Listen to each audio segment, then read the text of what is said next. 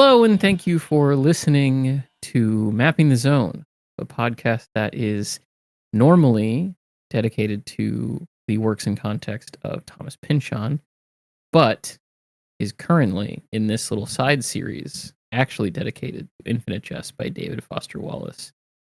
I am your host, the feminized American. And I'm still not that. I'm just me. You're the non-feminized American. The non-feminine. Yeah, just the American. And this week we are discussing pages 198 through 306 of Infinite Jest in our 10-part series. This being I guess just part 2, isn't it? No, this is part 3. Part 3, yeah. I'm bad at math. Famously terrible at math.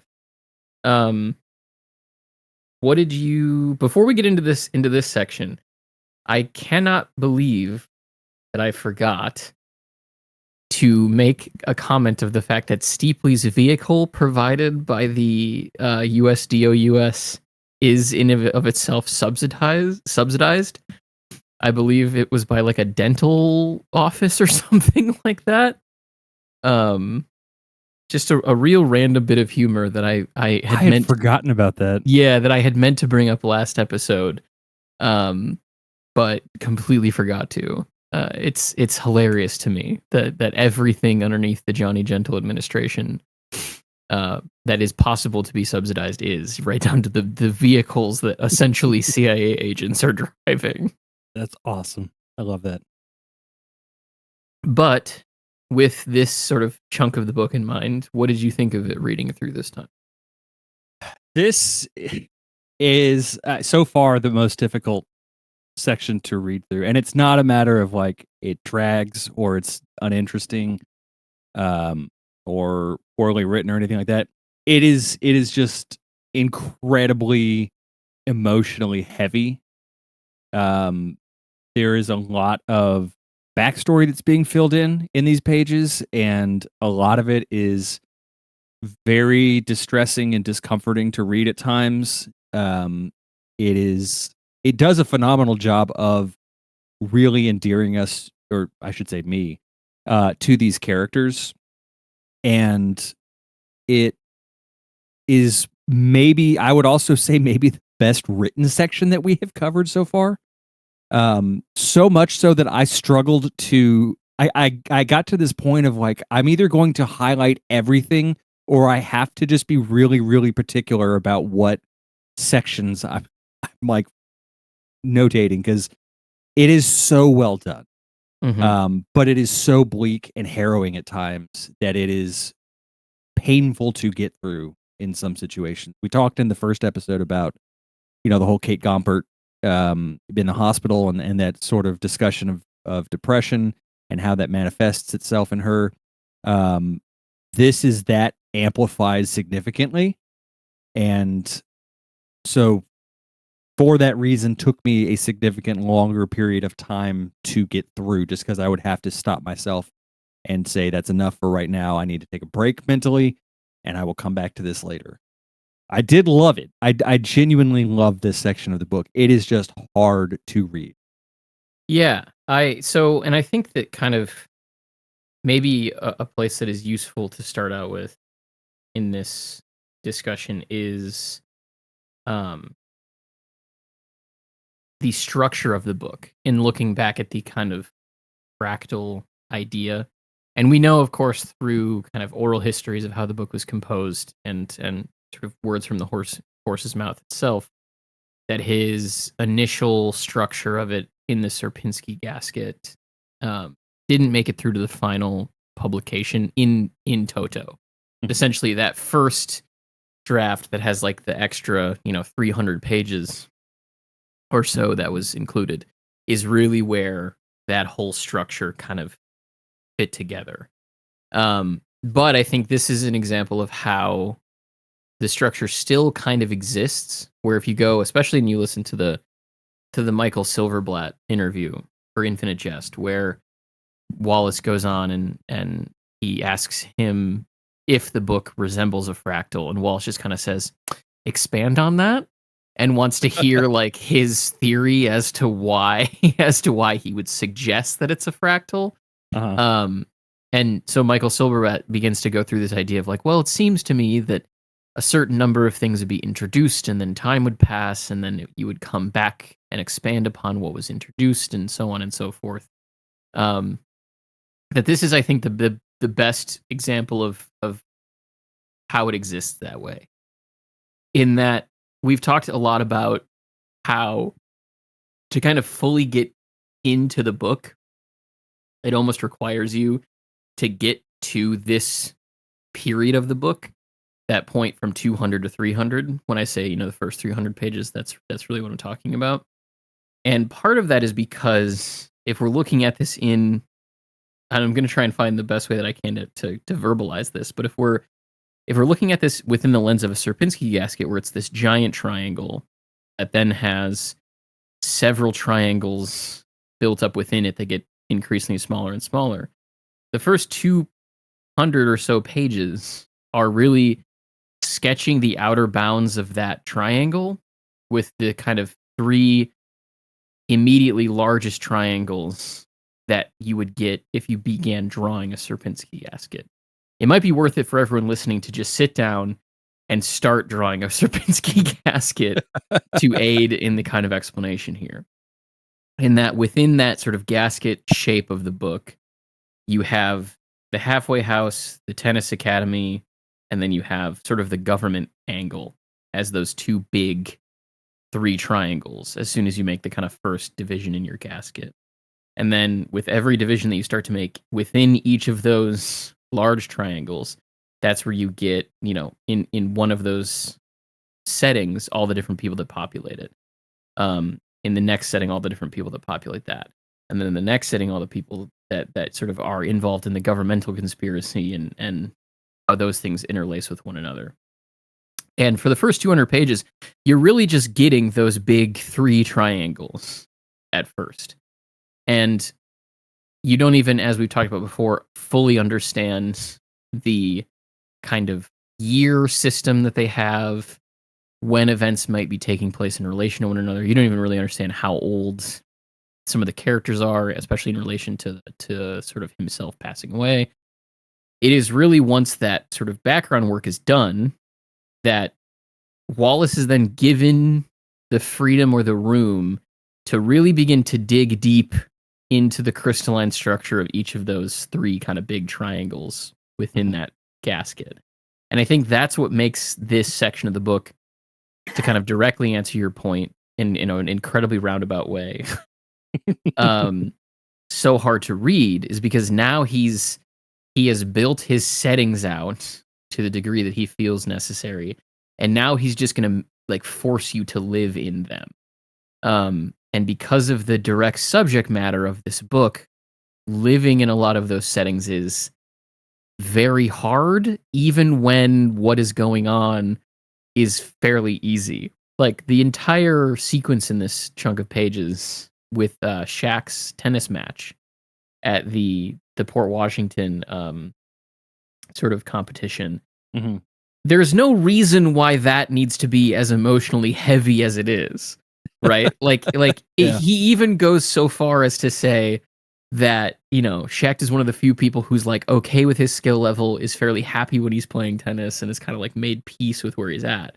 So like a lesser writer, to borrow a phrase from the sort of main show that we do in relation to Pynchon, could just use that as sort of a reprieve from the kind of relentless emotional work of the other portions of the book. But instead, he seems particularly invested in infusing his characters with such a reality and such an internal sort of existence that the reader is given access to, that things like that should be easier or lighter to a kind of not even sensible, but like to an average writer's perspective, he is looking for more than that. And that's what I think leads a lot of these portions to feel so impactful. And yeah, because I remember reading through this time, especially related to the previous times that I have read the book. You know, the Joelle Van Dyne sequence really stands out as being of particular kind of Yeah. importance out of this 100 pages. But every single scene after the Joelle scene is just as not only well written, but is just as big of an emotional impact, but just in different ways through different facets of kind of inhabiting somebody's mind. And it is I don't like it's hard for me to even talk about this section of the book because I feel like the only way that I can properly kind of do so is to just read massive swaths of it out Yeah. loud to illustrate just how good the writing here is. Because like, and I promise we're eventually gonna get into like the recap and everything, but like the recap for this section, it's not much. Don Gately lies on a couch hearing a man rant. Joelle Van Dyne goes to a party and smokes too much crack cocaine. Shaft plays a tennis match. Like there is not there is not really much from a perspective of kind of action or events that you can really point to as far as well, this is what's happening in this sequence, but it's about so much of the themes and so much of the kind of writing about interiority that this book represents that is just it is something that needs to be experienced to be fully appreciated. And when I was kind of going through this, and this is gonna sound so silly, but um, me and my partner Allie last night after dinner was going on, I just like read a quote from the book in this section. It was from the Shacked sort of tennis match section, and then she was like, "You should just keep reading." And then I just Nice. I just read from there all the way through to the end of the section out loud. So I spent just like 3 hours narrating this portion of the book. Yeah. And I remember thinking partway through and kind of how we were going to structure this episode and what there was to talk about that I was like, I don't know how this episode isn't just going to be quotations back and forth for Yeah. just like No, a significant amount of time. I agree completely. And that's why I was saying earlier, like, it was so hard for me to just make that choice of like, do I highlight everything on this page or do I just Yeah. move on and try to like distill everything and pick the certain parts that are, I think, not to say better than the other, but that stand out more maybe. Yeah. It's phenomenal that this is, we're, like you said, we're 200 pages in and this is kind of where everything starts to really come together for the first time, and the sort of world building that's done, or that has been done, the character development that's been done, it's all kind of led up to this point, and it's incredibly brave of an author, especially on their second book that's 1,000+ pages, to put that much trust in the reader to trust them to deliver on this, because you've already invested however much time it's taken you, the hours it's taken you to get to this point, Mhm. and you want to keep going. And I don't see how anyone can get through this 100 and some odd pages and want to put the book away. I just cannot fathom that. It's so well done, and the characters, even though these are characters that were only, you know, what, 20% of the way through the book at this point, and Mhm. it's really hard to say like we really have a good understanding of these characters, but at the end of this 100 pages, we sure have a good understanding of a few more of these characters, and it's Yeah. hard not to really, really empathize with them and feel the things that they're going through just because it is so well written.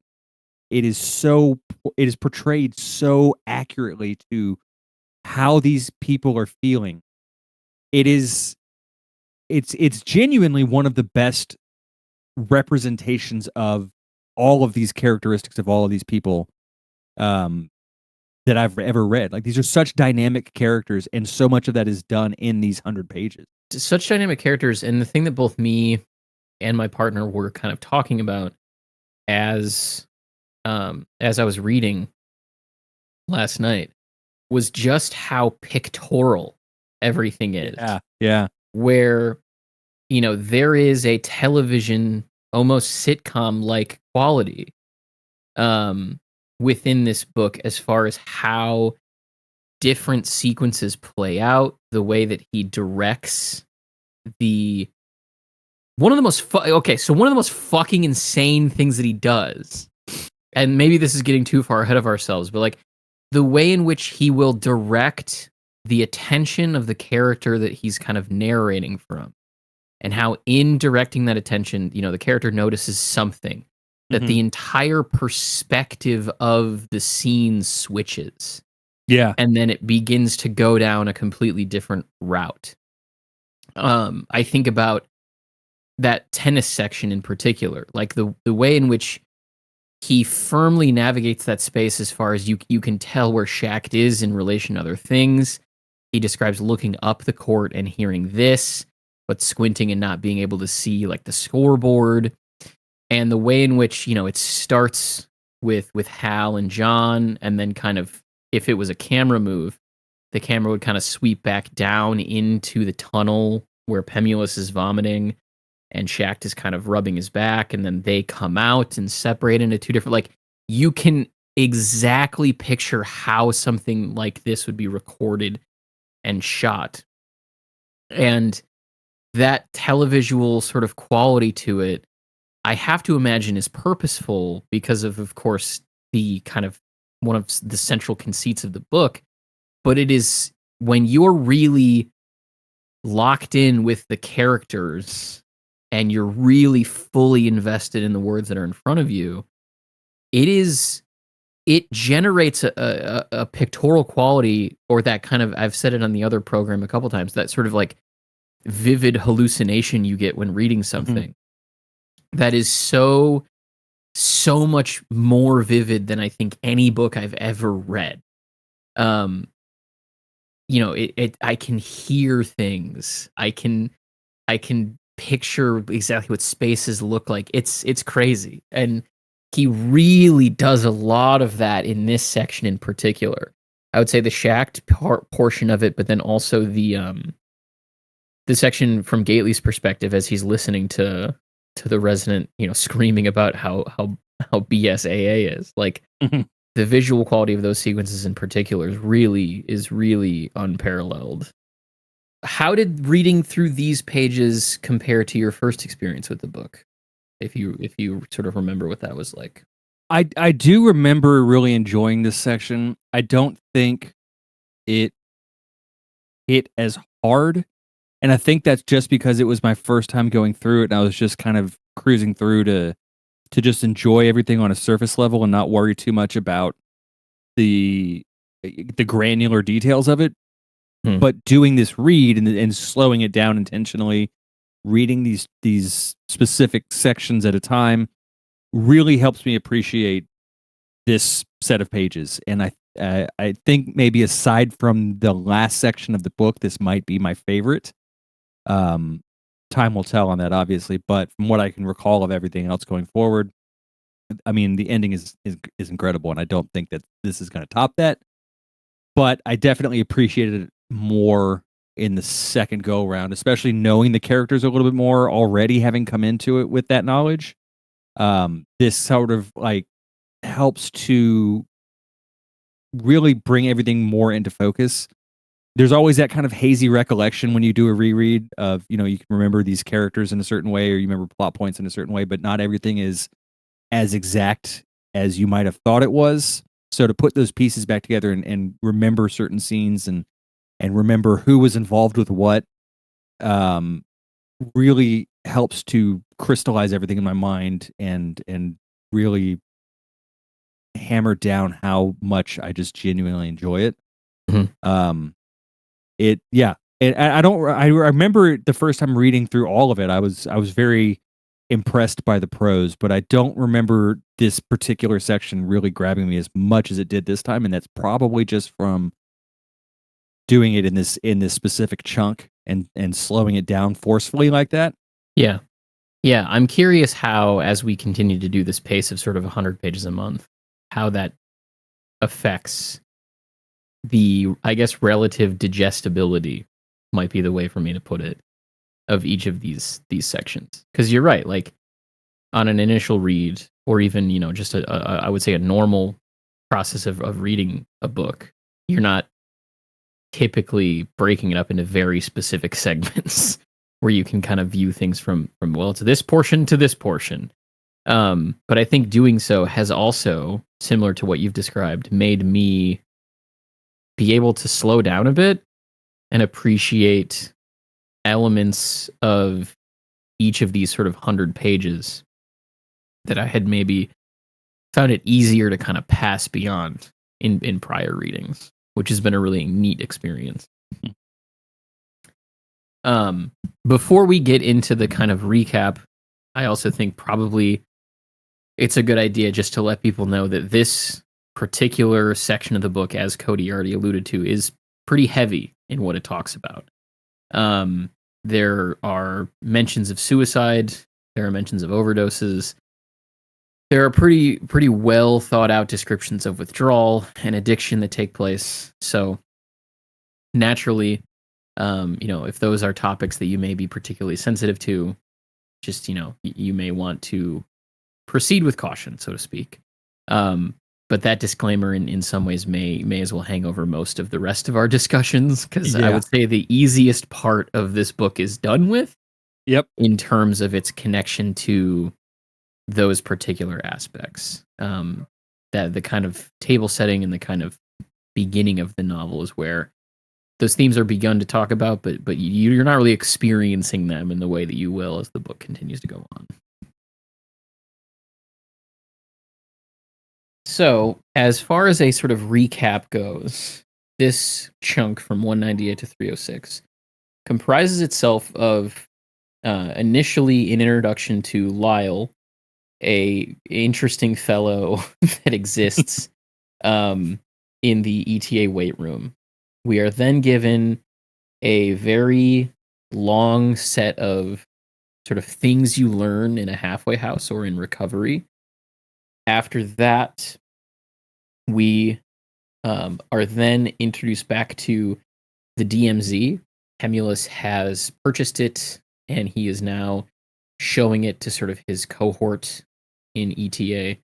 And they're talking about how much of it they want to take, when they might want to take it, how best to navigate that, given that, it's supposed to be this incredibly potent version of LSD.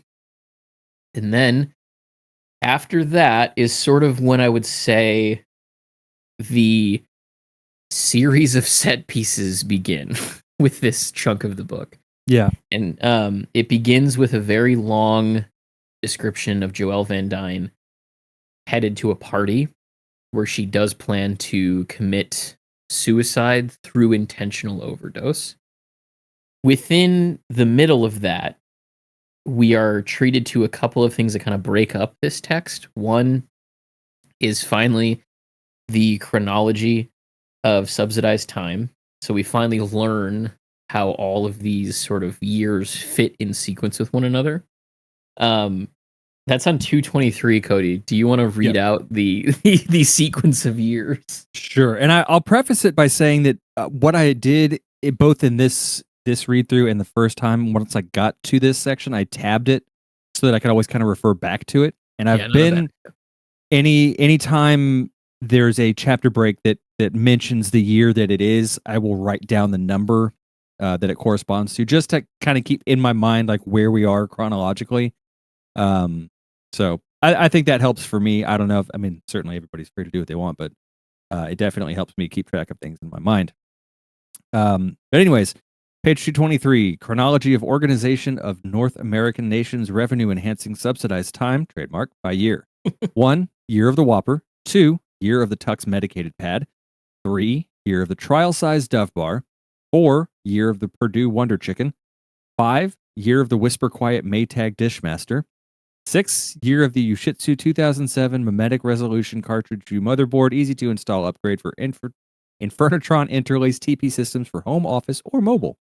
7, year of dairy products from the American Heartland. 8, year of the Depend adult undergarment. And 9, year of Glad.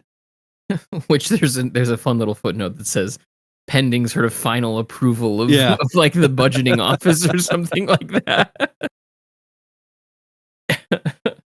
I don't remember the footnote too, but I also love that at some point they say that after the year of the Ushitsu 2007 Mimetic Resolution cartridge view motherboard easy to install upgrade for Infernatron interlaced TP systems for home office or mobile, that they then imposed a character limit on, Yeah. on all future all future subsidized time years. I do love his commitment to the bit though, and that there's a couple of chunks in this section of pages in particular where he does fully abbreviate the year, and it just looks absolutely insane. Yeah. Then we are also given the fake CV for Helen Steepley for her sort of upcoming assignment to write a profile on Orin. That's another thing that breaks up the Joelle Van Dyne section. And then eventually, once that ends, we arrive at a description of Enfield, Massachusetts, as far as sort of where it is in relation to Boston, in incredibly sort of like he's basically describing a map in artistic terms, which is I think, you know, I don't think I could do that in my own writing. Particularly this quote on 240 of a kind of arm shape extending north from Commonwealth Avenue and separating Brighton into upper and lower, its elbow nudging East Newton's ribs and its fist sunk in Alston. It's just like I can picture exactly what that looks like, but I couldn't come up with that description if I tried for a year. No, there's no way I could either. It's just astonishing writing. Yeah. And then after that, we are given a conversation between Hal and Orin about their father's suicide. And this is where we learn how long ago it happened. This is where we learn how it happened. This is also how we learn that Orin did not show up to the funeral, that Hal was the one who found their father's body, and a couple of other sort of relevant details there, including that Charles Tavis basically immediately moved in after their father died. And then after that, we are treated to another set piece in which the Port Washington Tennis Academy hosts the Enfield Tennis Academy for a competition. And we learn a significant amount about one of our first sort of players from ETA.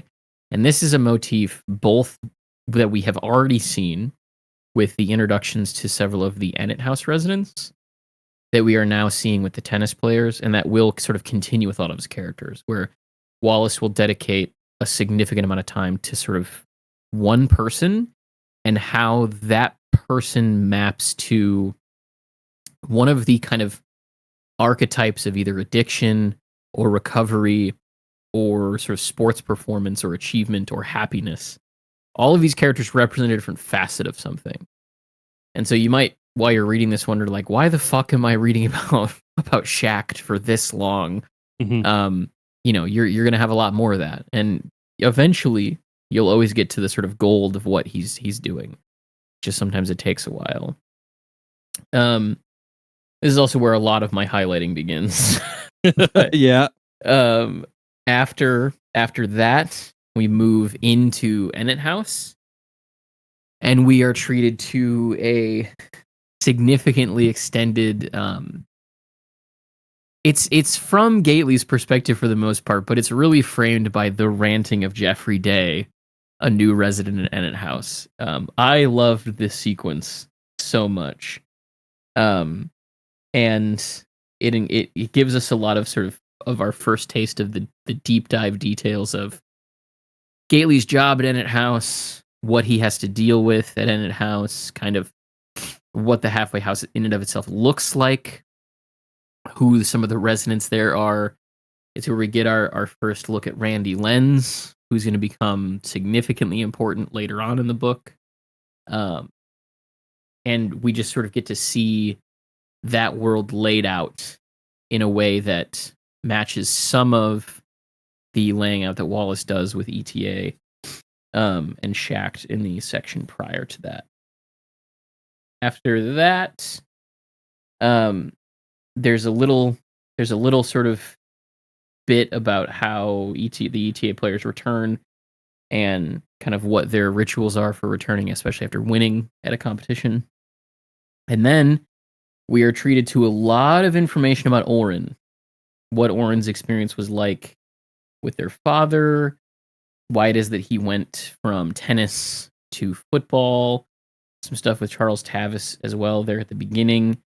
And then we also learn a lot about Joelle Van Dyne through that section and sort of how the two of them not only got together, but then more importantly, how Joelle ended up within sort of the thrall of himself.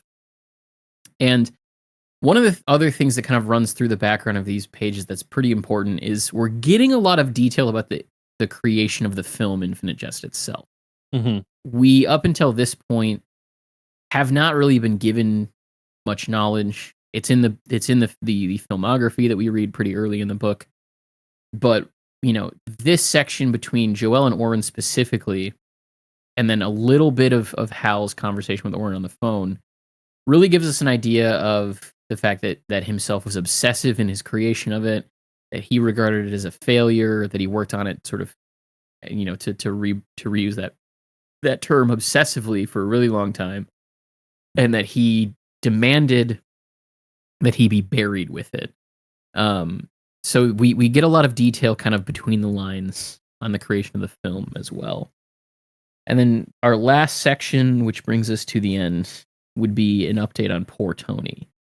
And poor Tony, this is his third sort of sequence in the book. First would be the section that we talked about that is written sort of in dialect, in which he is present for the individual who shoots Drano. He is also responsible for stealing the purse from somebody that contains the heart that we read the news article about that Helen Steepley wrote. And now we have something directly from his perspective that I think really is there to illustrate kind of what it is like to not only go through withdrawal, but to sort of hit rock bottom, so to speak. Yeah. Which is, of course, very important for the kind of development of the ideas in the book. So that's sort of what we are looking at. There is, again, not much in terms of this is an element of the plot that's happening on the page. It is a lot of character building and a lot of character work. Before we kind of get into it, do you have a favorite section from this portion? Like something that really stands out to you above and beyond all the rest? I think, honestly, I think the Joelle Van Dyne scene might be, as rough as it is to get through it, I think it's so well done. It's such an accomplishment in treating a delicate character so carefully and so respectfully. I mean, that's the kind of character that, to use our one of our favorite phrases, a lesser writer would really struggle to do. I think it's almost too easy to paint Joelle as, she's this miserable drug addict who is disfigured for reasons that we don't really fully know just yet, and she is just giving up on everything and this and this and that. It's the sort of mentality that a lot of people tend to have towards those who attempt suicide. Mm-hmm. So I think there's a lot of resonance there for me. I also really, really liked the Oren section at the back end. It's kind of going through his journey from how he went from being an okay tennis player to kind of coming to terms with that, and then turning it around inadvertently into a stellar football career. And then his interactions with Joelle. I think Oren's a fascinating character. I think really everyone in the Incandenza family is a fascinating character. They're unique. That's they're for very sure. unique. Yeah, and each in their own way. It's a real interesting family.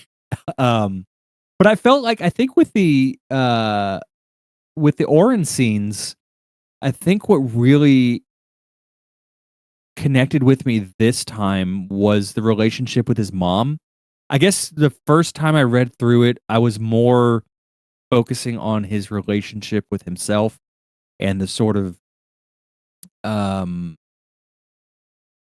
the negative aspects of that, the sort of, I can never please this person kind of thing. And um having gone through that myself in my life, like that, I think just kind of hung over me in my first reading. But in seeing how much his mom cared, and how for her it was always about what's best for him. It was never about, oh, I think you should do this, or I think you should do that, or you're not fulfilling your destiny, or whatever the case may be. She was always there to support him in whatever he wanted to do. And it was always just a case of, I really don't care. If it makes you happy, that makes me happy. And I think that's such a fundamental thing to have as a parent that I don't see represented enough in media. Hmm. So that was a really nice thing to be reminded of in there. It's really truly hard to pick a specific favorite section from here, but I think those three would be the top for me.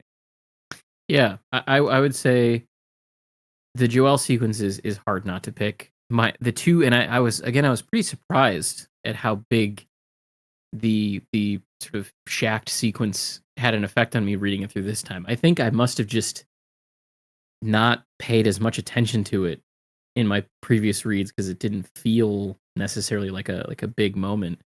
But that one really stands out to me, and then it is really the sequence with Gately and kind of getting our first inside look, so to speak, with how the halfway house runs. And I think the big thing within that really stands out to me is when I first read this book, and with my subsequent reads after it, I was younger than Gately was. I am now, past the point where his age feels like a kind of unreachable distance or something I haven't experienced yet, you Yeah. know? Yeah. And so, especially reading it now, looking back on what that may have been like to be in his situation, dealing with the people he's dealing with and the way that he is, and the inherent not just complexity but difficulty in recovering from your own addictions, but then also in trying to assist other people with it. At 28, Yeah. 28, almost 29, is just, that is a hard pill to swallow. That, like, his frustration and his clear lack of, I don't know, man, like, maybe I know a little bit more than you, but certainly not a lot. That Yeah. kind of disposition that he has in wanting to help these people, recover and also keep his own life on track. Doing that at 28, almost 29, is good lord. And I think Yeah. I think the other thing too, and maybe this is the first time where we're going to end up talking about sort of personal experience. The other thing within that is I have never been addicted to drugs to the degree that the people in recovery are in this book. Mhm. But there was absolutely a period of my life where I had a low grade addiction to drug use. I didn't necessarily have one substance that you could point to and be like, yeah, this is my, the substance, to borrow kind of one of his Yeah. proper nounizations of something. Which is another one of my favorite kind of details of his writing. There was never sort of one substance for me, but it was the act of being under the influence of a substance that for about 5 years was something that I did every day. There's a chunk of my life where I just was never sober. And I think that for a lot of that period of my life, I was sort of teetering on the edge of something like, addiction, or headed towards something that could have really, really fucked me up bad. And I escaped that, which is great. Yeah. But as I was sort of talking about with my partner at breakfast this morning, it didn't come without its own sort of minor costs, right? Like, I sold a lot of my possessions because I couldn't make ends meet, and because I also wanted to continue to use drugs. I was functionally broke for a long time, because even though I was working at certain points, 3 jobs, I was still, using drugs all the time, and those come with a significant cost. Um, and I think that, if it wasn't for, ironically, this book pointing me at the fact that I was a deeply unhappy person, as I've talked about a bit on previous episodes of our show, there's a very real reality that my life experience maybe would have gone in a direction that wouldn't be unlike some of the characters in this book. And so again, like, I think coming to this book and realizing the age that Don Gately is, and thinking about myself at that age, that is something that I've kind of has not been able to escape my head since I read that section. Makes sense. Yeah, so I would say that those 2 portions on this read through really stick out to me as being particularly excellent. Yeah. I mean, and I've never been in a situation in my life where I've had a full blown addiction to anything. I think if anything, I started smoking cigarettes when I was like 13. That was like probably the worst as far as an addiction I ever had. I did have to stop drinking, not because of anything approaching alcoholism, but I could tell.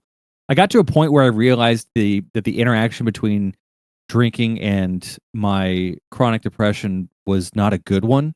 Sure. And I that's, I think, part of what really connected with me in this book, especially with people like Gately, that you see these people who are using drugs or alcohol or whatever it is, and it can go so far beyond just substances. And that's part of what this book is talking about, is that there's so much that one can become addicted to, and all of it really is to cover something up and to move past something without having to deal with it necessarily. And it wasn't until I really started like going to therapy and working on myself and trying to figure out what the hell was wrong, that I was feeling the need to do whatever it was I was doing. I never really got heavy into drugs because there's too much loss of control, and it always kind of worried me.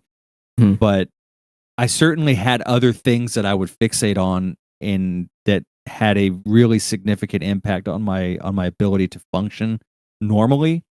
And so for a book like this to sort of show me that, I had moved past pretty much all of that by the time I read this, but I wish I had read it earlier, and I wish I had that same kind of epiphany that you spoke about. And I think it's really important for people to understand the nuances of addiction, because I think too much of our society, too much of the way that addiction is portrayed in media is really not doing it anything but a disservice.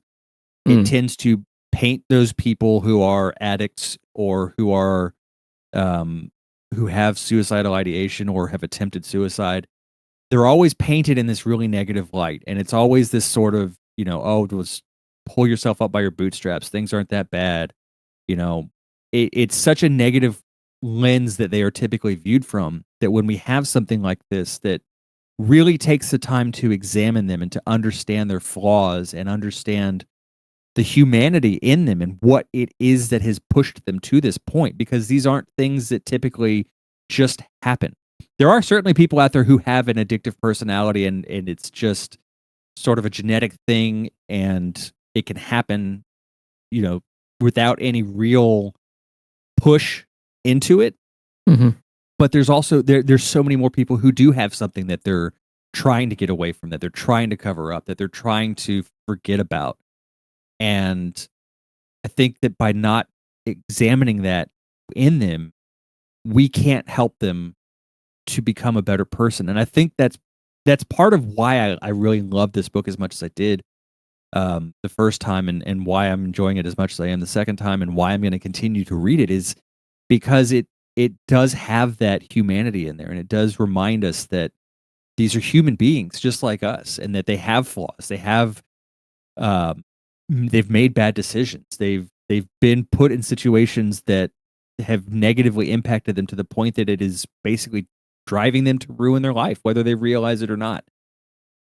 But they're still treated as human. They're never treated in a subhuman way. They're never treated as a sort of plot device to just, make us look at them and oh, I'm glad I'm not them. It forces you to approach these people and this concept head on, and to Mhm. really look at it and understand it, and to know that it is a real thing that anyone is capable of falling into at any point. Um, and it's just he does such a good job of portraying these characters and having us empathize with them and care about them and want them to get better in a way that I really haven't read a lot or seen a lot in any media. Like, it's just not something that you see. Yeah, agreed. It tends to sway towards, like you're saying, sort of critical, analyzing the addict as weak, to romantic, like romanticizing drug use or addiction is another big kind of Yeah, part yeah. of a lot of media, or just turning it into trauma porn. Like I had Mhm. a conversation with a coworker about Requiem for a Dream the other day. And like, is that movie good? Yeah. Like it has the acclaim that it has for a reason, but is also trauma porn is what that film Yeah. is. It is existing as an unvarnished portrayal of addiction, particularly addiction to heroin. But I remember in the conversation I was having with this coworker, at a certain point in that film, you end up just sort of running into a wall where it's like, okay, yep, this is, of course everything went bad. Like, of course Yeah. it went bad Yeah. again. Like, that's just what this movie's gonna do for its entire runtime. Um, and that isn't to say that that isn't a true portrayal of what a lot of people who are actively in addictions lives are. It absolutely is. But even within that, that feels like a simplistic watering down of the struggle with the substance abuse problem.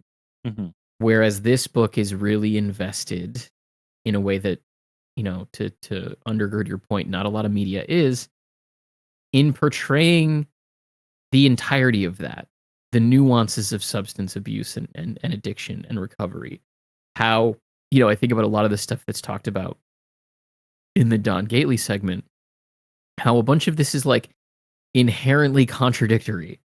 The idea that like an addict who is in recovery simultaneously does not want their substance, but also understands that taking the substance would make everything okay, but also on the other side of that would absolutely hate themselves for relapsing. Like, Mhm. that is a series of mental contradictions that is, frankly, from an outside objective perspective, insane. But that is also exactly what it is like for people who deal with that.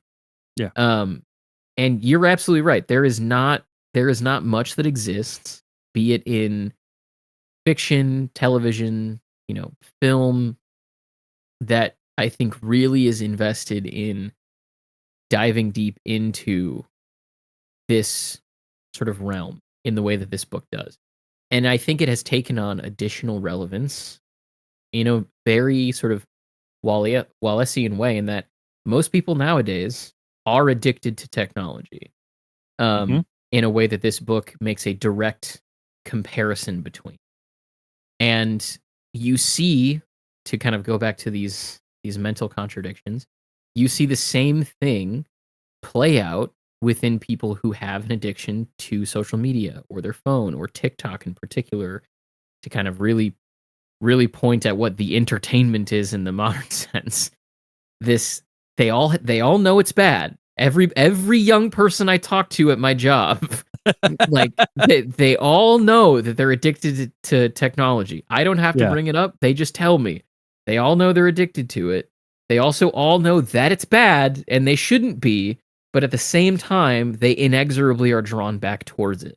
Mhm. Um, One of my coworkers, just recently, of course, this is a joke that she was saying, but she was saying, I haven't really felt like leaving the house very much. I kind of just sit at home and like drink wine and talk to my friends.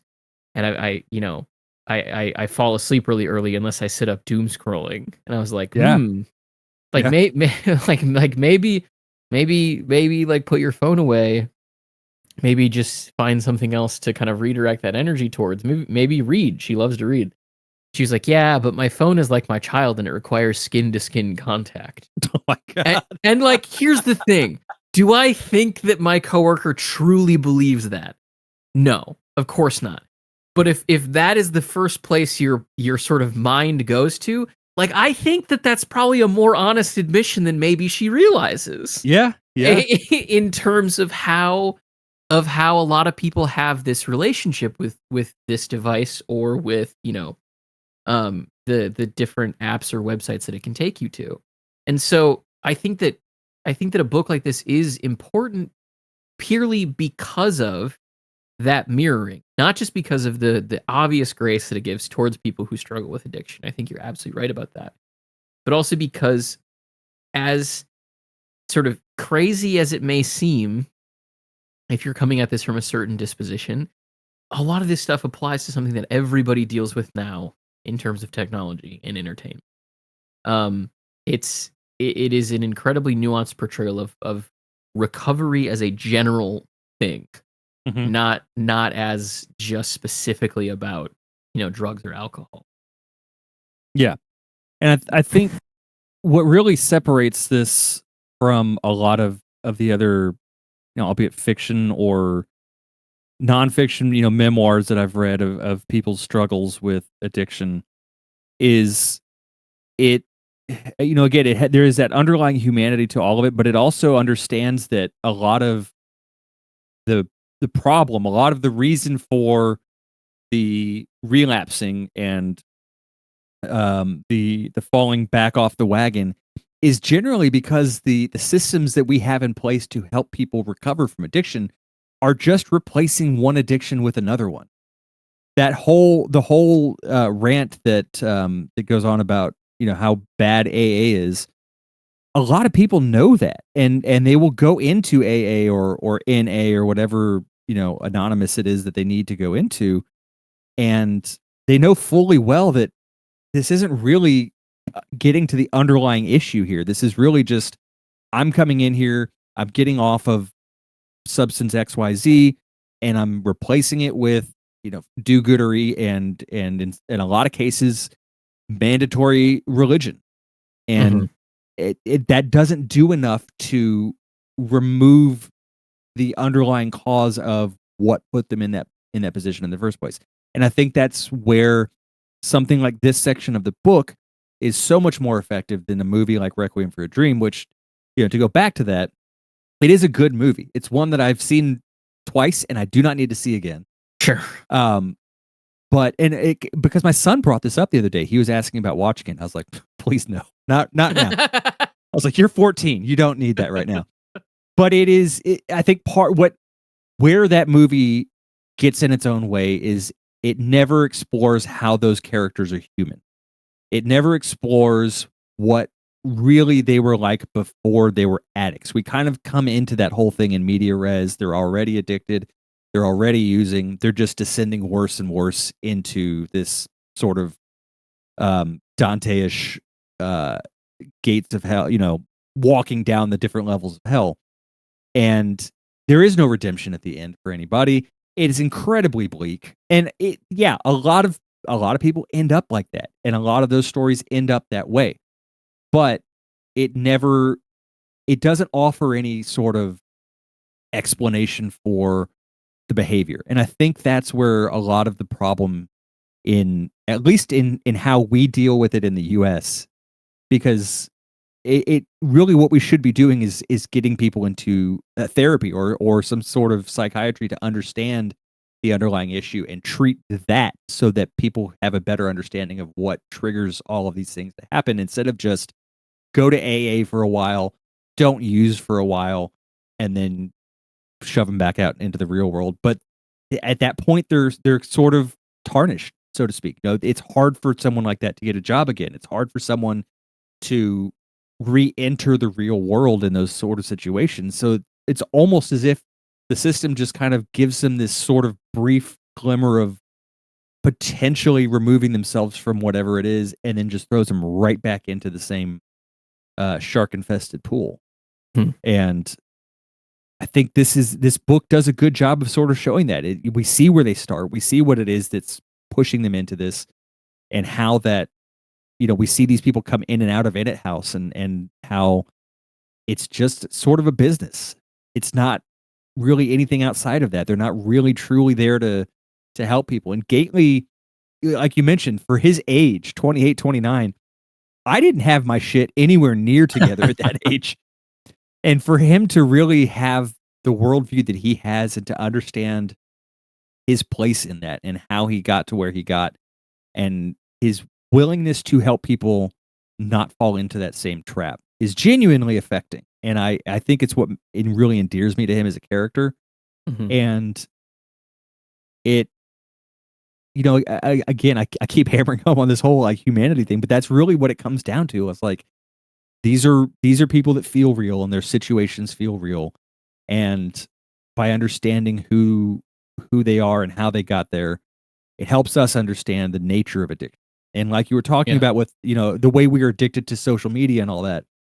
I've never gotten into the Instagram, TikTok stuff. I see enough people who are in it, and like it's like you were saying, like they're fully aware of that addiction, to the Mhm. point where you can tell them, just stop, just delete it, and they will, and then they'll just re-download it again in the future. And I think a lot of that is by design of powers that be, and that's a whole political discussion we could have that Yeah. would take hours. Yeah. But in I think what really comes down to is you have to acknowledge it, and you have to be willing to do something about it. I had my time doom scrolling Reddit and whatever else, just when I was bored, and it took me literally putting my phone in another room sometimes. Like I generally have music on while I read, so I'll put something on, move my phone out of the room, and then I can just sit and read, and I'm not distracted by anything that's coming through there. I've made it a point to move away from things like Amazon, where I feel like I see too many people that are just addicted to buying shit. Mhm. They don't need these things. They just it's the ease of having it so quickly really is like this dopamine hit, and it's really distressing to see how invested people are in just buying random junk that they really have no use for, but it's there, it's cheap, and I can have it tomorrow. Yep. And I this book is really it's astonishing that a 30-year-old book kinda saw all this coming, Mhm. and really in a really, um, prescient and harrowing kind of way.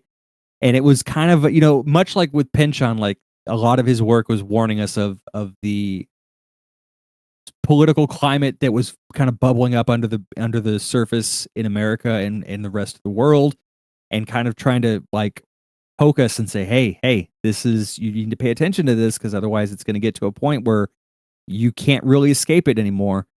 And that's exactly what Infinite Jest is doing. It's just showing us the more social side of that, and how we as a people have to sort of get out of our own way and not let this um sort of, what's the word I'm looking for, like this sort of downpour of easy access to really banal, and I use the word entertainment very lightly here, because so much of what people are consuming is truly devoid of meaning. It Sure. is really just so much of people just talking about how they react to a thing. And so rather than we have this situation now where, rather than engaging with media, and I know I'm fully aware the fact that we're making a podcast about a book, but this sort of engagement of inattention, where everything is just kind of in the background, and you're just listening to someone else say, "I like this thing. This thing was good." But there's no depth to it. There's no real um discussion happening. And so our brains get used to that, and we just kind of crave that, and it makes us not want actual interaction anymore. Mm. And so I think that's where a lot of people, to kind of bring this back to the book, the book itself as a whole, I think this is where a lot of people run into problems with wanting to read a book like this, is because it requires investment. It requires time. It requires some effort. But the reward is so much more satisfying than spending the same amount of time on YouTube just mindlessly watching shorts about whatever, you know? Yeah. But that's what he was kind of warning us about with the cartridges and the viewing the telecoms and all that kind of stuff. Like, that was him saying, like, this is where we're headed. We're just gonna get into this entertainment that will latch on to you and not let go, and you will literally just die watching it because you can't do anything else. Mm-hmm. Yeah, and I mean the parallel between them is so clean. You know, the way in which chasing after the short term gratification, the dopamine hit of drugs, or now to use the kind of modern parlance of scrolling through Instagram or scrolling through TikTok or whatever, just scrolling in general. Mhm. You know, it's different. One maybe isn't physically destroying your body in a lot of cases, but the kind of feedback loop you're in is the same. It's just instead of needing to deal with finding a place to score drugs and then going through the process of using them, it's just right there in your pocket. You can just get it anytime you want. So it is true that he had absolutely good reason to be worried about the direction technology and television entertainment was headed. And it is absolutely true that it is a greater level of satisfaction or a greater level of sort of gratification that you can achieve from reading a book like this, or you know, even to look at the media that we make, engaging with something critical that requires you to do some thought work or think or just listen for a longer period of time, right? You know, like, we're already an hour into this episode, and maybe not everything we've said is particularly insightful, but that requires you to, like, take some time and focus and attention to do so. Yeah. And of course, within the book's language, that is sports achievement.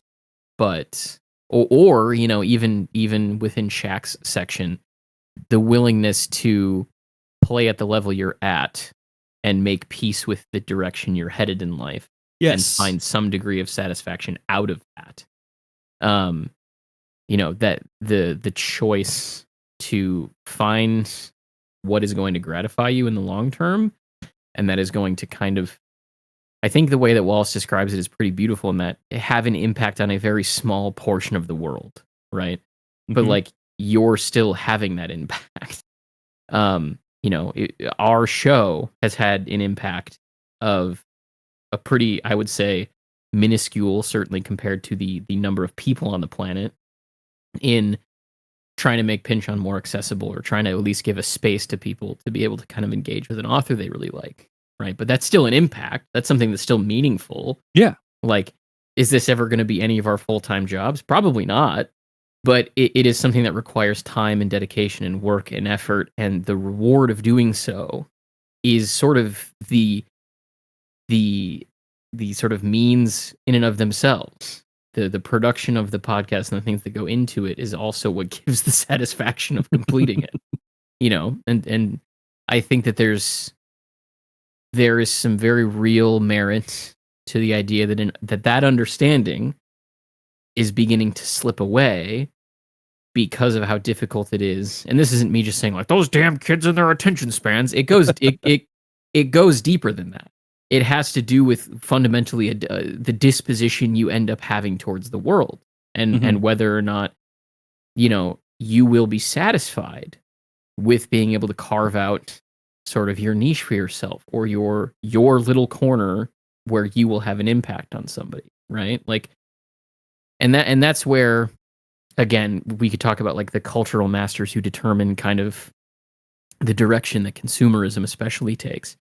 But when so much of that sort of drip feed of dopamine that you're getting all the time is related to the lifestyle you live, or being an influencer in the first place, Yeah. it, I think, really colors your perception of where you're going to find satisfaction or meaning coming from. And that goes deeper than just the phone, right? That goes deeper than just social media. That goes into your perception of the world around you, and in the fundamental internal understanding of like, on one hand, maybe what you feel you deserve if you're of a certain disposition, or on the other hand, what you maybe feel like you need to have, um, in order to be happy, or in order to be satisfied. And it is really interesting how this book has gained relevance as time has gone on. Like, and that's the case with most of his work, right? Like, I think that a lot of the people that are my age probably would benefit significantly, maybe less from Infinite Jest now that I'm getting older, but from The Pale King, where it's like, Mhm. hey man, you have to be like Shaq. You just have to be okay being a dentist. Like, Yeah. like, and that just, and you know, and having maybe like a ranch style house, or living in an apartment that's like a little bit nicer than your old apartment used to be. And that you just like, part of being an adult is kind of squaring the circle of the fact that you will have to work for a living, and that's just something you have to be okay with. Yeah. Like that, you know, I think that it is pretty rare that you have a writer who gains relevance as time passes from their work. There are even amongst prescriptive writers. And I think that this gets to kind of a point that we've been not necessarily avoiding, but I would say maybe circling around, of the lit bro, of this idea of like who reads Infinite Jest, or Mhm. why the people who read Infinite Jest have such an attachment to it. And I think that in a lot of cases, it is, as we have talked about, a book that is meant to be instructive for when you're younger. You know, like what Brett talked about, where that process of kind of growing out of David Foster Wallace, or being assisted in your maturity through it. That this book, if read at a certain time, which a lot of these people that, you know, have been derided on the internet a long time ago, not really a thing anymore, probably read that book at the right time in their life, and as a result, it significantly shaped and impacted the way that they view their own development as a person, or as an adult, and kind of the direction that they took. That is why the people who are really into this book have that obsession. Are there men who have read it performatively and annoyed their girlfriends about it? 100%. I'm Yeah. sure. I'm sure, and this is someone I actually like, I'm sure Paul Thomas Anderson was one of them.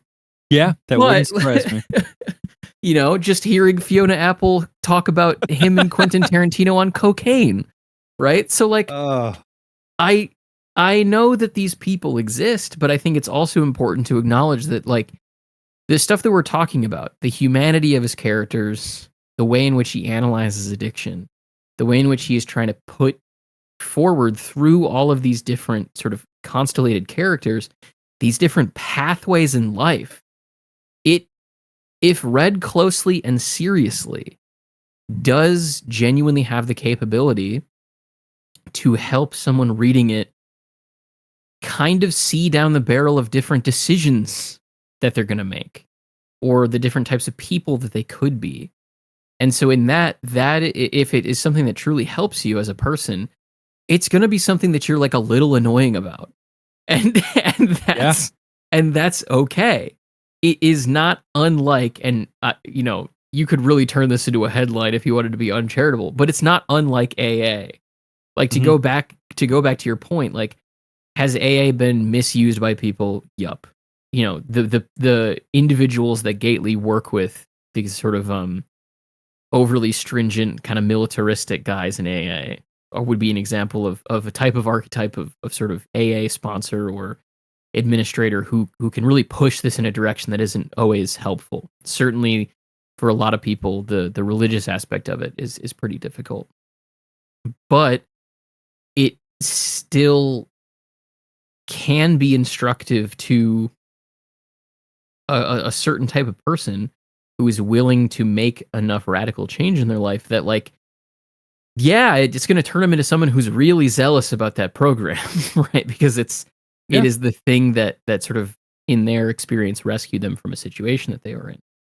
And I think the other important thing to acknowledge, as far as the quality of something like AA, or like the comment that you kind of wisely made about the lack of infrastructure or support for people dealing with like addiction, especially at the true kind of root cause of addiction, and the way in which AA does sort of just replace what they were doing, or cigarettes replace the substance they were using, or whatever the case may be, is look at the state of the facility that Enid House is. Like it isn't just a lack of resources in like a philosophical sense from a perspective of counseling or therapy, in putting these sort of unqualified people like Don in positions where they have to act as therapists without any education. That's certainly there. But also the facility itself is old and it's decaying. And the furniture's bad, and they have very little government support. They can only take a certain number of sort of residents at the same time. These things are imperfect systems in the same way that just about everything in human existence is. But they can be utilized effectively for ways that will become incredibly sort of potent in shaping somebody's development. And that, the mileage may vary from person to person, but it is a truism that the things in which like we invest in or that save us or that assist us in some way typically become the keystones by which we kind of map out the rest of our lives.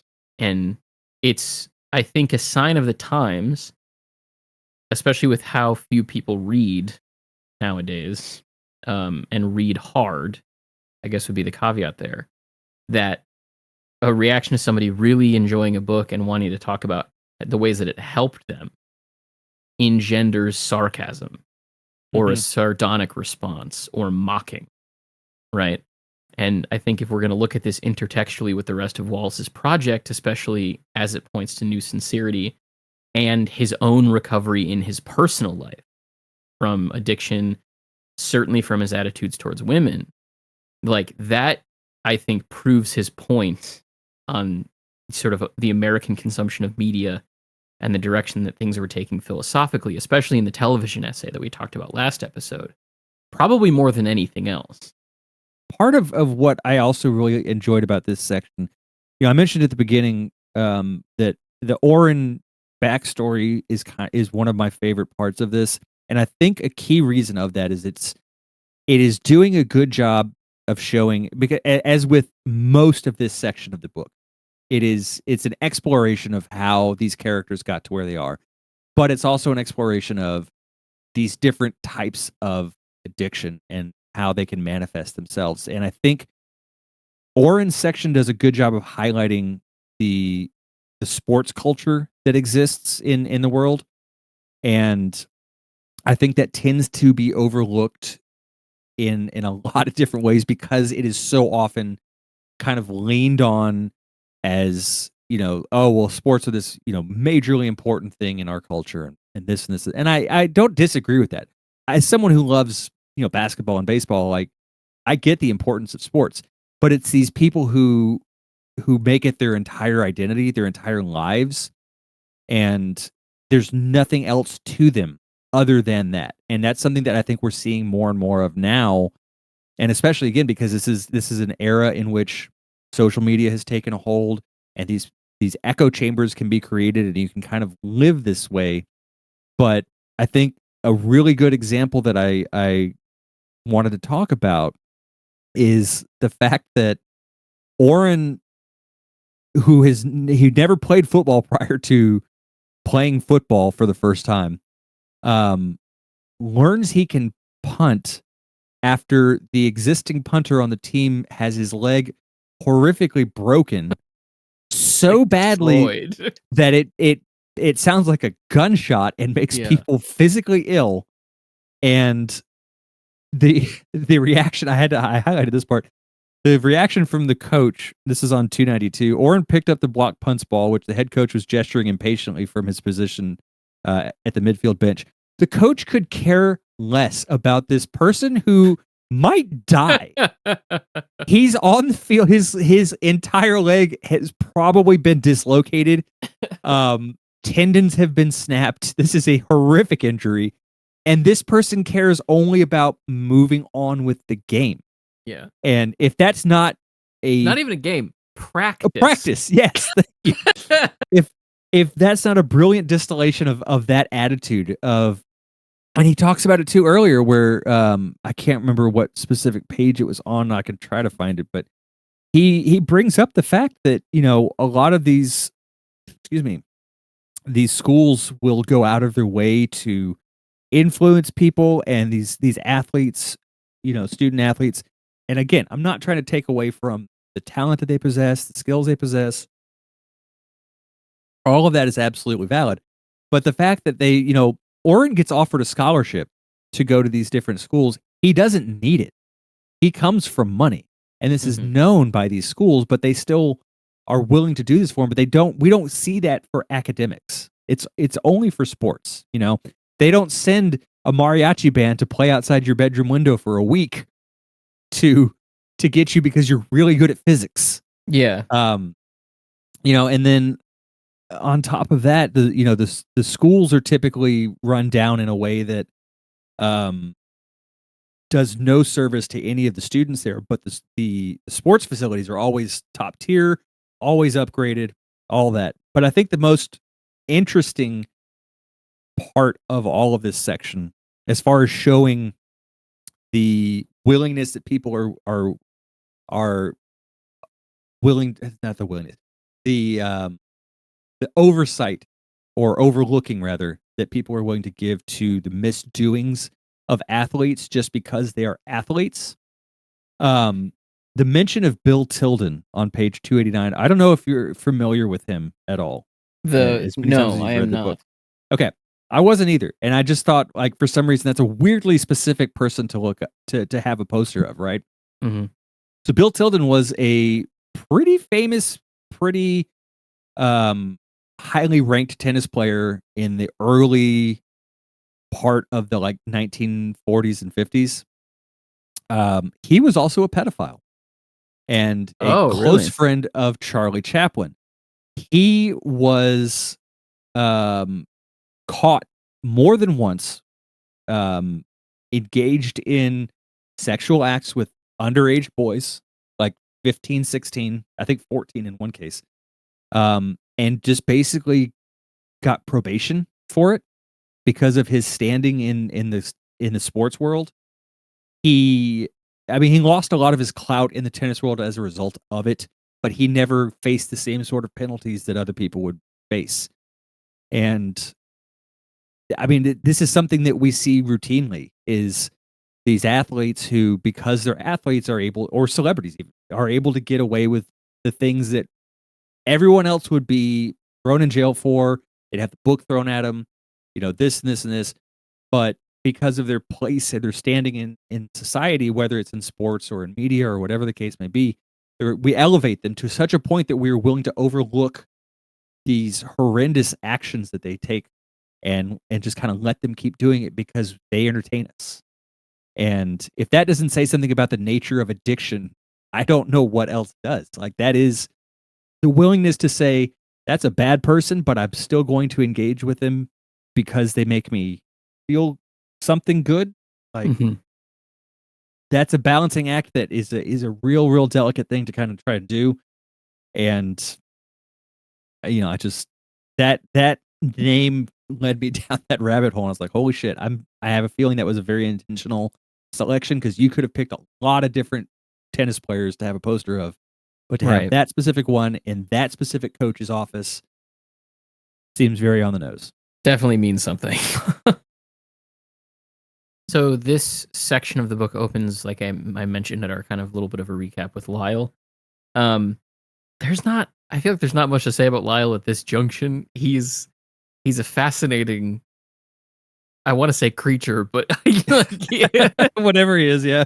whatever he is, just sort of one of these like peculiarities of the Enfield campus. Just a guy who sits on the towel dispenser in the weight room, and he's got good advice for lifting weights if you Mhm. let him lick the sweat off of you.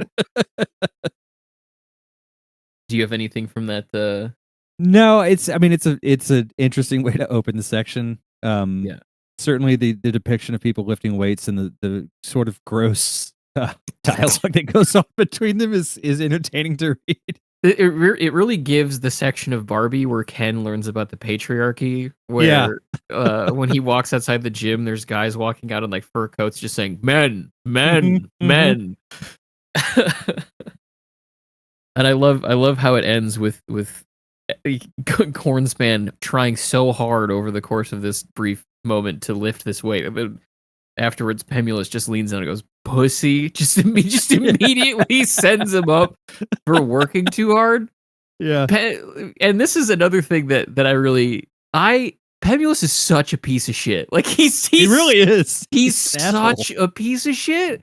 But he is also one of my favorite characters in the book because of how unabashed a piece of shit he is as a character. Like in the shack sequence when when he's going through like all of the different players at Enfield and their sort of sponsorships or who's giving them free gear, and it gets to Pemulus and he lost, if I remember correctly, the Prince sponsorship or Dunlop, because when one of the sales reps visited Enfield when he was just driving around town, he saw a bunch of just random like vagrants and teenagers out on the streets carrying brand new unstrung tennis rackets that clearly indicates that Pemulus has been using his sponsorship to just make money by selling rackets on the street. Like, there is never an individual moment in which Pemulus is not trying to scam someone or like wind somebody up or just is not being a dickhead. Like he is it is like breathing to him or drinking water. He just needs to be a shit in every situation he's in. And he's just good at it too, unfortunately. Yeah, which makes him sort of, and those people exist, right? Sort of the lovable asshole is like very much an archetype of person that I have met many times in my life. One of my best friends is like that. Yeah. In fact, we got the person that I'd reached out to on Reddit about the sort of composition of the Wardine segment that we talked about. He messaged again. We'll read. I have it in our notes, but at one point he points out, and I went back and reread the section again. He says Pemulus was absolutely not teaching his trusting little buddies how to play poker. He was using 2-card Monty to steal their money. Which, if you go back and reread the section, I was absolutely wrong, and this person from Reddit is absolutely correct. He is just taking their money, playing 2-card Monty, like, which makes that sequence even funnier. Of just at any possible opportunity, he's gonna do the worst thing he possibly could. That's fucking hilarious. Yeah. So from there we get into the sort of things you learn in a halfway house segment. And I think that this is particularly genius in its composition and in its placement, especially if we're thinking about this again as like a fractal narrative of things breaking down into smaller component parts and then coming back for reincorporation, in that it's longer, but this sequence really mirrors Hal's narration in the documentary about what it's like to be a sort of a tennis professional or a high performing tennis sort of youth, where it's essentially just a series of statements that are being made about what you sort of learn in a halfway house. And this is really, I think, the perfect kind of primer to learn what this environment is like, especially over the course of the rest of this segment. Like, it kind of primes the reader with empathy or with an understanding of what the kind of people are like who come in and out of these places, and then also what the environments in these places are like. And there's a lot of really, really great moments. And in that, you know, if we're gonna even go even deeper, it also resembles, you know, cliches that we hear about in AA and in a house that the resident who is just angrily ranting at Don Gately for a significant amount of time is upset about, right? This idea that he has to put his faith in those cliches. Like, a lot of the statements here are somewhat cliche. You know, like, for example, on 201, that no matter how smart you thought you were, you are actually way less smart than that. Mhm. Like that is just one of those sort of like life cliches. Um, but there's a lot of really excellent stuff in these pages. In particular, on 203, that sometimes human beings have to just sit in one place and like hurt. That you will become way less concerned with what other people think of you when you realize how seldom they do. That latter one is something that when I read this, like com- helped to completely change my outlook on life. Mhm. Because prior, I did very much care, like way too much about what people thought about me or about how I came across to other people. Um, so it's full of really sort of individually smart lines. Like there's another one here from 202 to 203 that I love is that it is possible to learn valuable things from a stupid person. That it takes effort to pay attention to anyone's stimulus for more than a few seconds. That you can all of a sudden, out of nowhere, want to get high with your substance so bad that you think you will surely die if you don't. And but can just sit there with your hands writhing in your lap and face wet with craving and want to get high, but instead just sit there, wanting to, but not, if that makes sense. And if you can gut it out and not hit the substance during the craving will eventually pass. It will go away, at least for a while. And that is something that I have direct experience with. And so Mhm. seeing it distilled like that, it's very true. Um, are there portions of this that really stand out to you? Well, I think really what I found interesting about it in this read through that I hadn't clocked on my first read through is how much this kind of foreshadows uh the rest of this section. Sure. These sort of, the idea that you, no matter how smart you think you are, there's always someone smarter. That kind of mirrors that idea that Shact is talking about, where you just have to be okay with being okay sometimes. You have to, not everybody can be the Michael Jordan of a thing. Mhm. There's only one of those people, and it's okay if you're not that. That at the end of the day, really what matters is, do you enjoy doing that thing? Like, I started skateboarding again a couple years ago, and I'm never going to be at the same level I was when I was in high school, and I'll certainly never be at a level of, the younger people who are doing it now, or even the people that I grew up watching who are still doing it. I'll never be at that level, but I'm out there doing it and I'm just having fun with it. And that's ultimately what matters. And then the section that you just read out about that craving and that sort of feeling of helplessness when it hits, um, that is the why am I blanking on his name? Um, Poor Tony Kraus. Like, that's his whole, that lead up to his seizure is Mm. that craving, that feeling of helplessness because you can't get the thing you want. So he succumbs to it and gets something to replace the thing that he wants and suffers the consequences of that. But a lot of these little things that Gately's pointing out are things that, if they haven't already happened, they will happen with some of these other characters. And so I think that's part of my favorite part of this particular section. Sure. Yeah. It's really, really excellent. Um, and then we get out off on this kind of sidetrack about uh Tiny Ewell's obsession with tattoos. Mhm. Which Mhm. there's some funny stuff in here as far as like how just absolutely obsessed with them he is and how he like walks around asking everybody to sort of show him his tattoos and why they got him. Um, there's of course Calvin Thrust, the ex porn star who has his own name tattooed on his dick, which he declines to see. He declines to see whether or not the sort of rumor that it extends along with an erection is actually true or not. Um, what do you think about the tattoo segment? I think it shows like these like little kind of obsessions or sort of hyperfixations that people in recovery can get on something, Mhm. Um, I don't know if I necessarily agree with Wallace's sort of breakdown of people who get tattoos and what they mean, but it's really funny. The idea of Yeah, having a tattoo that says Mildred Bonk, for example.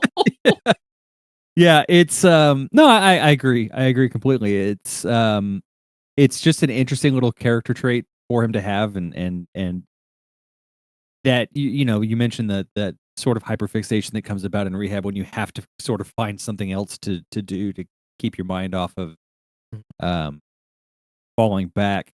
Um, as someone who only recently started getting tattoos, like I have always been on the outside looking in, and was always kind of back and forth with it, kind of, in the almost in a way that he is, like, that sort of curiosity of it of, like, what did it mean for you and this and this and this? But as I've gotten them now, I realize more and more, like, it's not really so much like, everything I have so far has meaning, but at the same time, I'm not, like, pouring so much into it that it's, like, part of my identity. It's just, I'm a bag of meat, and I just have this free space on me, and it makes me feel a little bit better about myself, you know? Yeah. Right.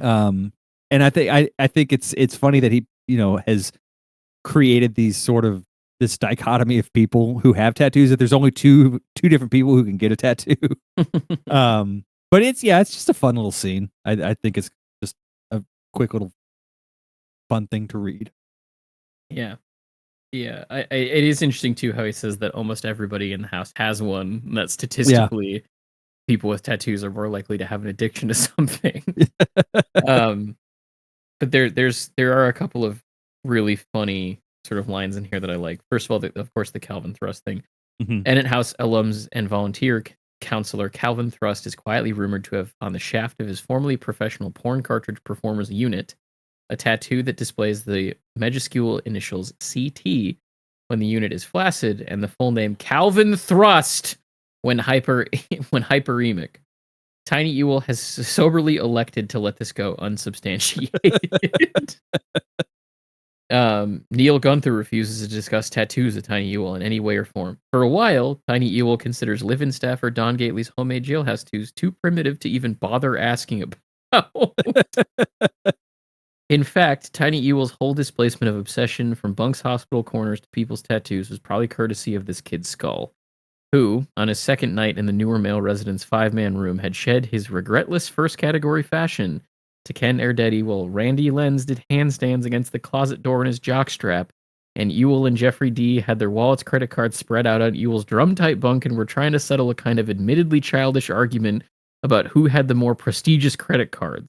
Skull flexing his pectorals to make the overdeveloped woman on his chest writhe, reading his forearms to Erdetti, etc. And Jeffrey Day had looked up from his Amex Gold to Ewell's Platinum and shaken his moist pale head at Ewell and asked rhetorically, what had ever happened to good old traditional U.S. tattoos like Mom or an anchor, which for some reason touched off a small obsessive explosion in Ewell's detox-frazzled psyche. And I read something there, which is, there's the obvious humor of it, but it is also depicting like recovery and addiction and halfway houses like this as a very great equalizer Mhm. in terms of the makeup of who's in this room with one with one another. Yeah. You have two guys comparing status via credit card. You have one guy who's like a punk rocker who's flexing, and then another guy who's just doing handstands mostly naked. Like it's though that group of people would never in any other sort of configuration come together in life. Yeah. And I do like that, on 210, the sort of sudden realization Gately has, Don Gately's developed the habit of staring coolly at Ewell until the little attorney shuts up. So this is partly to disguise the fact that Gately can't usually follow what Ewell's saying and is unsure whether this is because he's not smart or educated enough to understand Ewell or because Ewell's simply out of his fucking mind. Yeah. Like, that's just such a great depiction. Like, well, maybe it's not me. Yep. That is one of that is one of the things that I have highlighted as well. Uh anything else from this before we move into the DMZ scene? No, I don't All right. think. So yeah, as we mentioned at the beginning, they have the DMZ. Emulus has acquired it. The group of people gathered together are sort of all kind of committed to taking it, kind of not. And they end up sort of landing on the 20th of November as being the best time for them to take it. November 20th to 21st in particular. So this also kind of sets a hard limit of what we're working towards as far as the reason why there are dates in November that the book is kind of mentioning. This also sort of allows you to kind of pace the events that follow against this sort of deadline of November 20th as the book goes on. And essentially, you know, what we are to learn from this section is that they have no clue how potent it is. They have no clue what the experience itself is going to be like. Evidently, at one point, the chemist who synthesized DMZ thought that LSD-25 would be a way to come down from DMZ. There's a pretty funny line in there about how sort of a person the army experimented on with it might legally not be a person anymore because they just don't have the ability to sort of function as a human being any longer. There's a lot of sort of great random kind of things here that get thrown out. Like they're gonna sort of cut up the hits that they have and take a portion of one as opposed to a whole one is kind of the general conception of what needs to come next. And there is also, I thought was interesting, a mention of a Sierpinski casket. Yes. In this section. Yes, there is.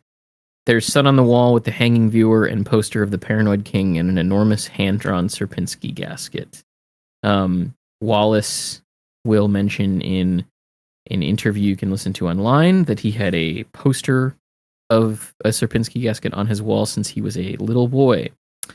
So another sort of thing that he's pulling from his real life to these characters, certainly. There is also an interesting line here on 218, towards the end of the section, where it says, Hal wasn't sure he concurred. An alcoholic hangover was definitely no frolic in the psychic glade.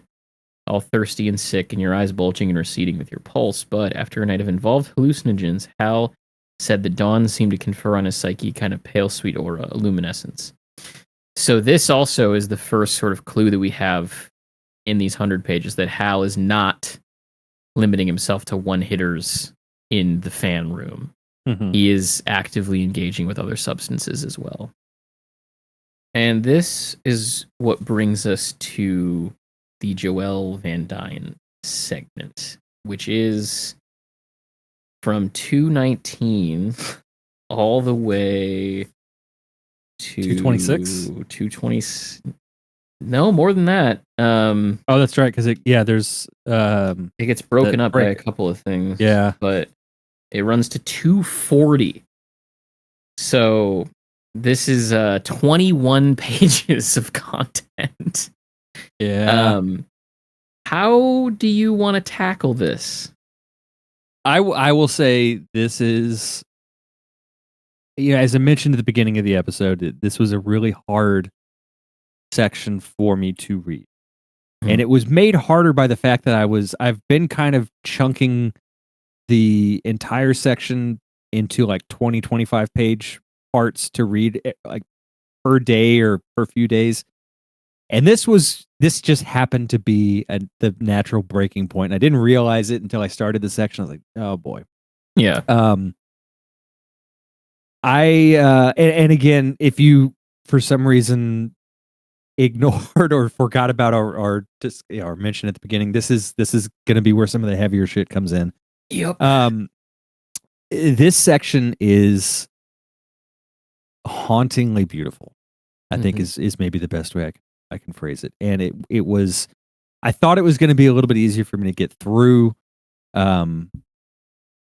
But once on page 220, there's the line, the truth is that the hours before suicide are usually an interval of enormous conceit and self-involvement. That was the part where I was like, okay, I have to really, really prepare myself to get through this because it's going to bring up a lot of shit for me. Without getting into it, extreme amount of detail, I have been in more than one situation in which I considered just ending everything, and obviously did not go through with it for various reasons, some within my control, some not. More recently than I care to really even think about. It's something that it never really goes away. You just have to find different ways to kind of work through it. And thankfully have had a great support system. But reading through this section and the way that time compresses for Joelle, the way that she meticulously kind of goes through everything, and the way that we read her going through everything, the way that this whole scene is just this microcosm of this moment in her life. It is this small amount of time that is blown out into a significant number of pages, and that is, for me at least, from my experiences, is generally how it tends to feel.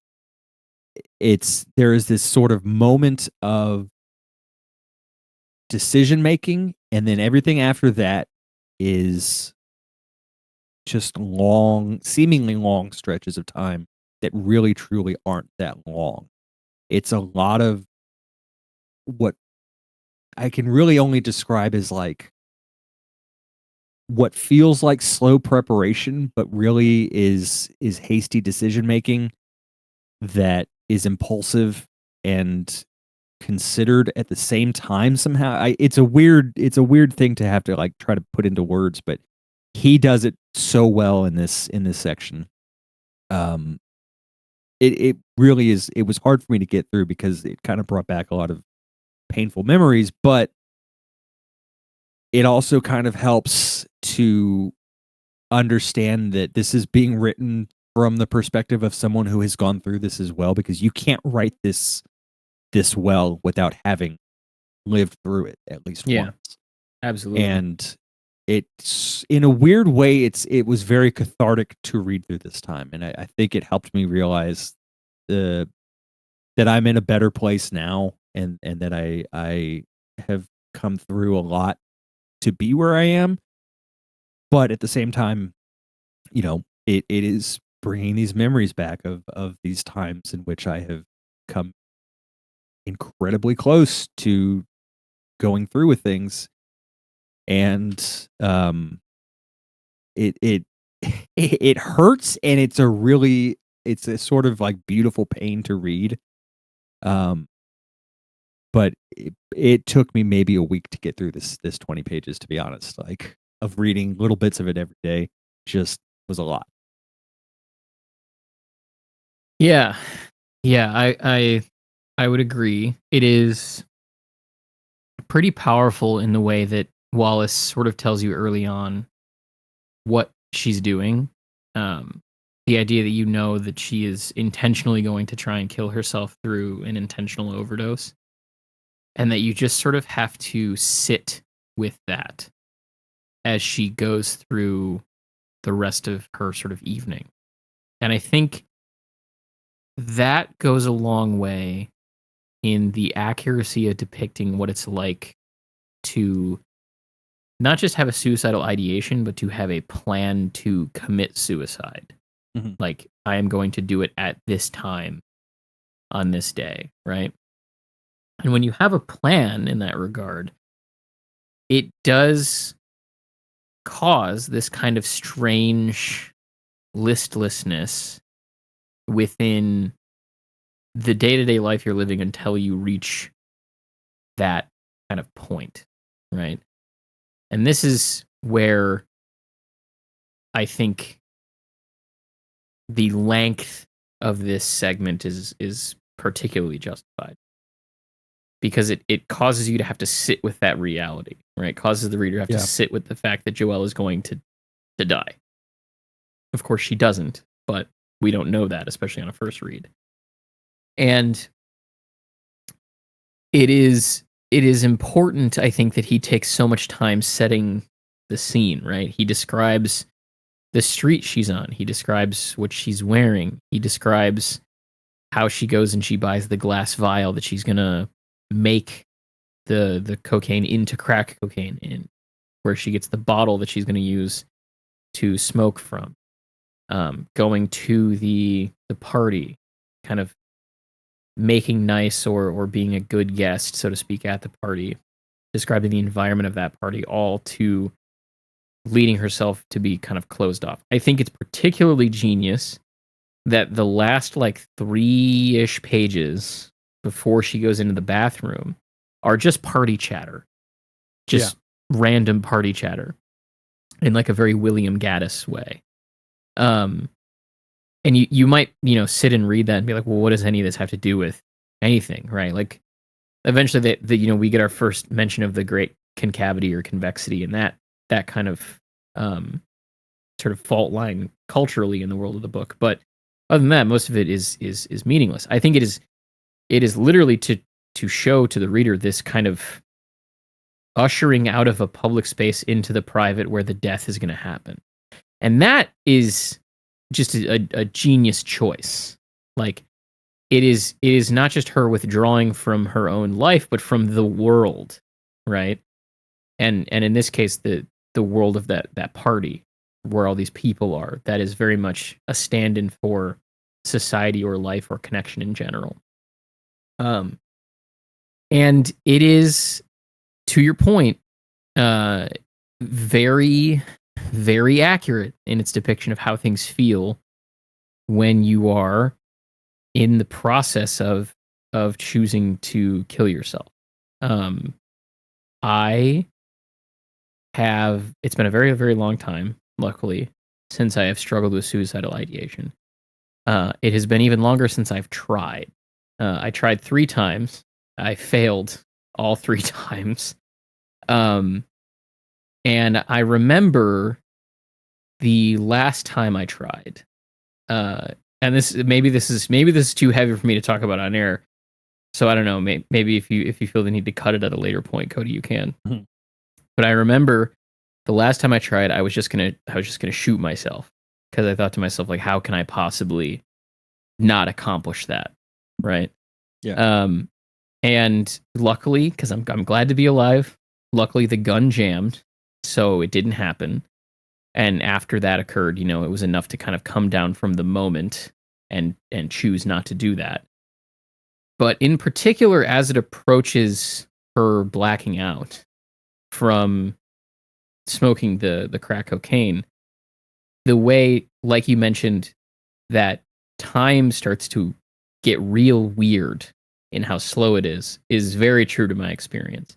But also in that last attempt that I had, the way in which her understanding of reality kind of becomes abstract, where things aren't necessarily clear in her vision, the way her kind of brain starts to move between memories of her life beforehand and kind of confuse the space and the perception that she's in, is exactly what it was like for me in that moment before, like, I pulled the trigger, so to speak. Because I remember specifically having memories of spending time with, like, my cousin when I was a child, in particular, was what came to me.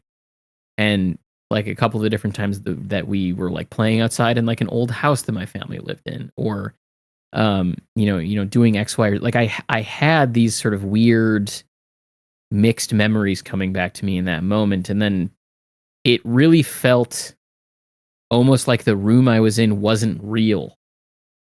And I've never really been able to understand why. I don't know if it's like the body somehow knows that you're going to die, and so it's sort of preparing itself for the afterlife, or just death in general. And so it's just flooding your brain with those chemicals that cause you to kind of revisit your life, that some people say happens when you die.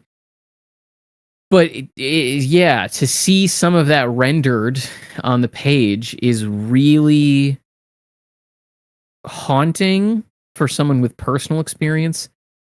But it also does a lot to make me feel, and this, it's a cliche, but it's a true cliche, make me feel less alone in that what it is that I dealt with and experienced in that moment is actually normal.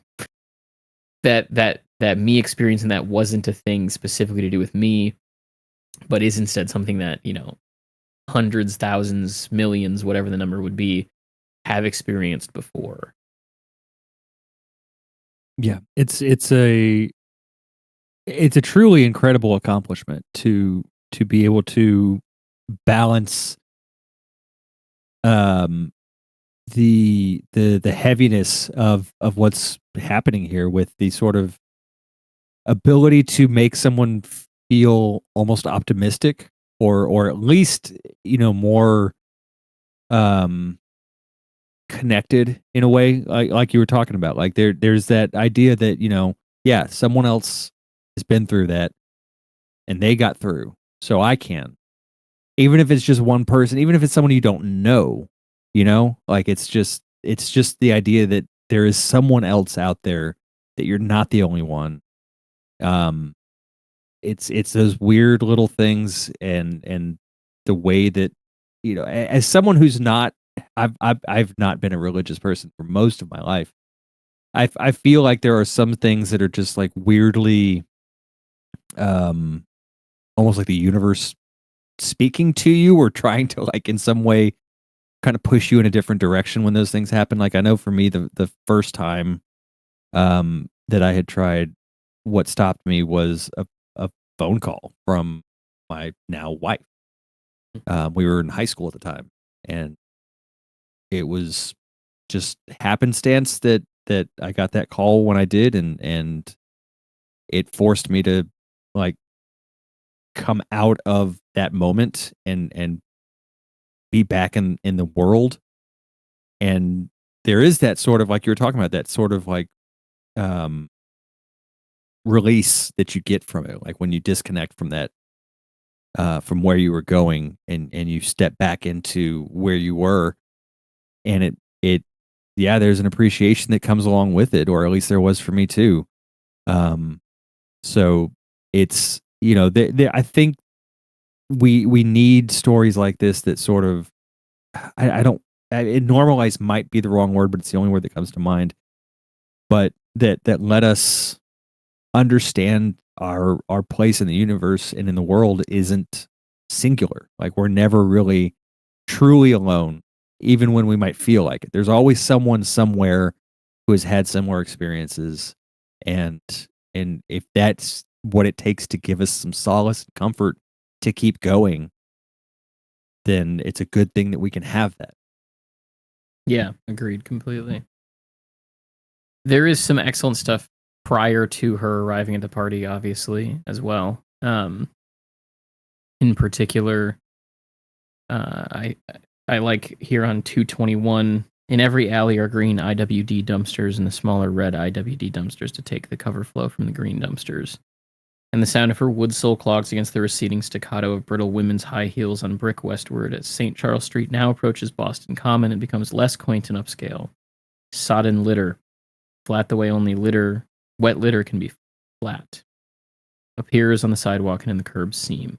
And now murky-colored people with slacks and grocery carts appraising that litter, squatting to lift and sift through the litter, and the rustle and jut of limbs from the dumpsters being sifted by people who all day do nothing but sift through IWD dumpsters. I like this line because it really illustrates how rich and poor, addict and non-addict, whatever sort of delineation you want to make, are like right next to one another.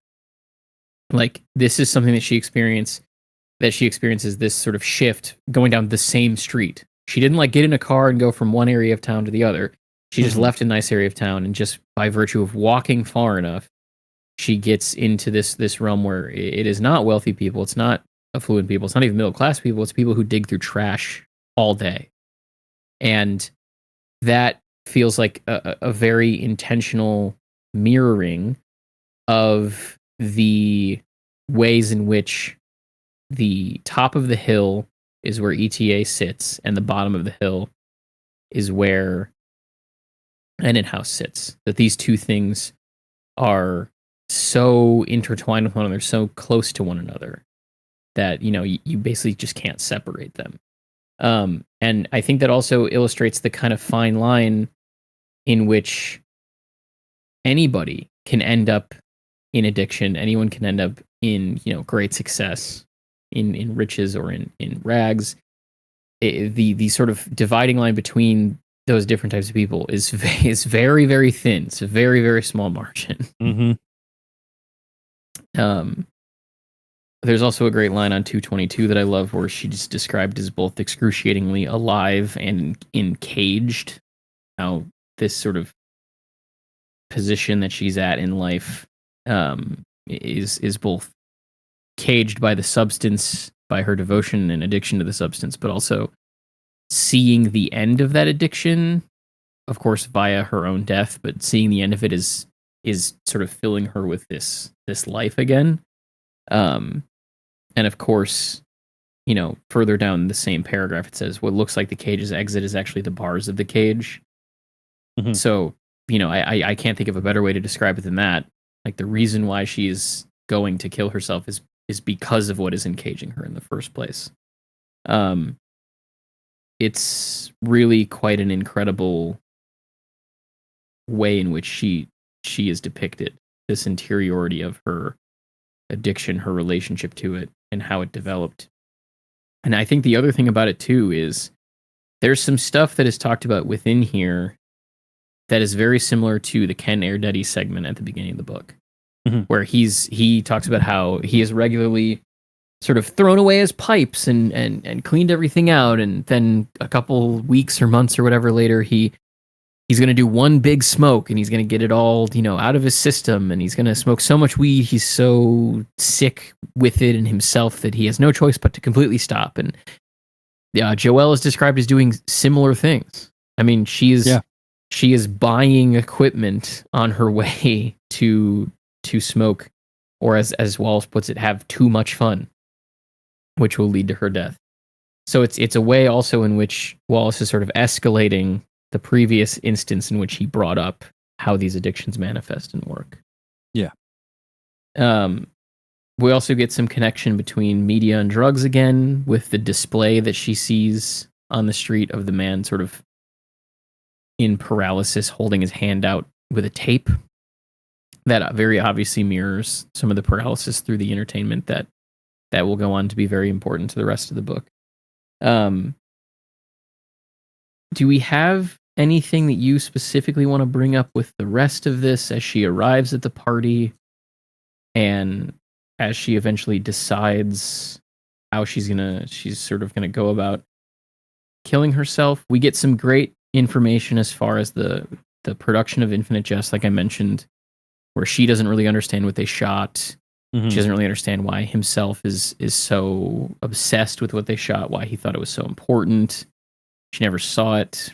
We also learn, of course, in this section that it's been 4 years since himself died.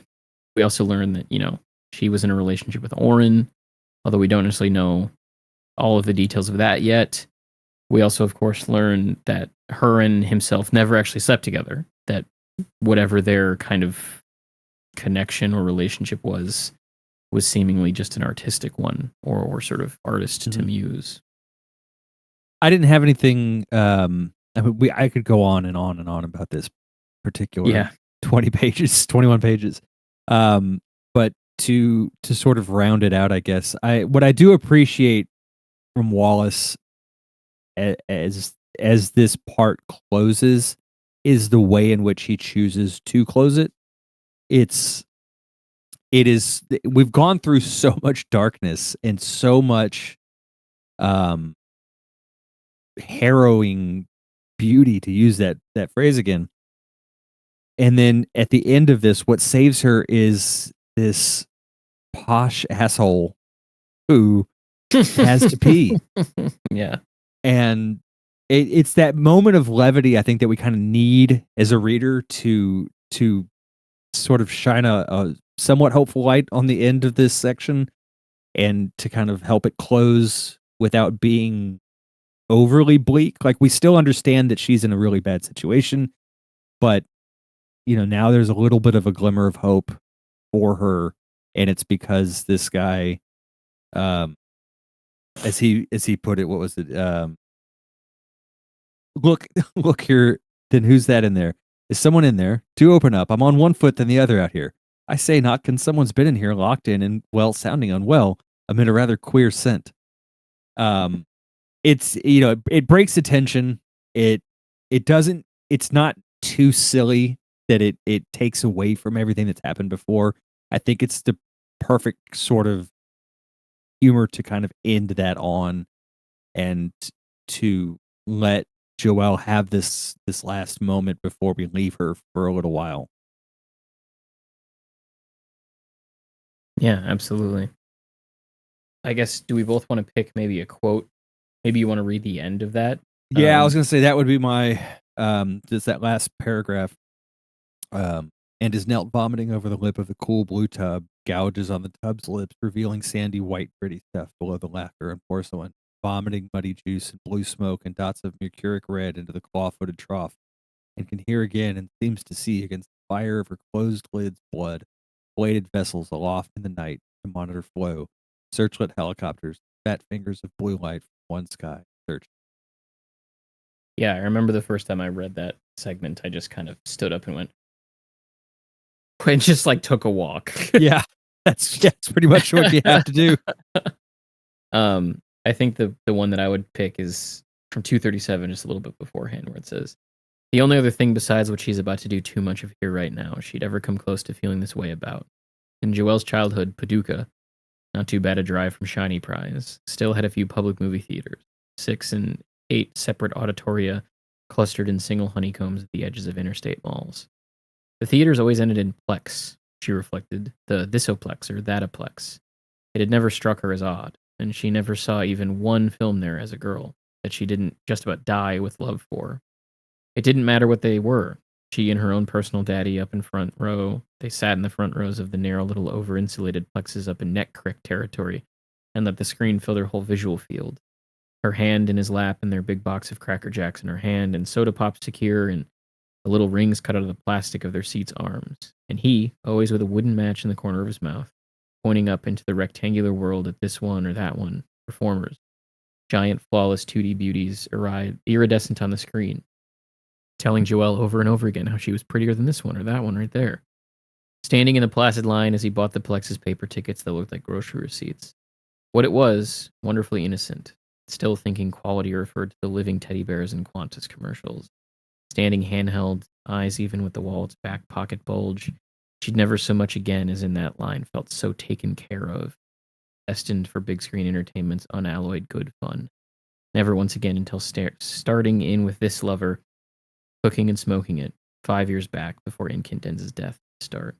The punter never made her feel quite so taken care of, never made her feel about to be entered by something that didn't know she was there, and yet was all about making her feel good anyway, coming in. Entertainment's blind." That is just like the contrast is horrifying, right? Yeah. Like it's obviously part of Wallace's mission statement of entertainment and drugs being sort of in conversation with one another.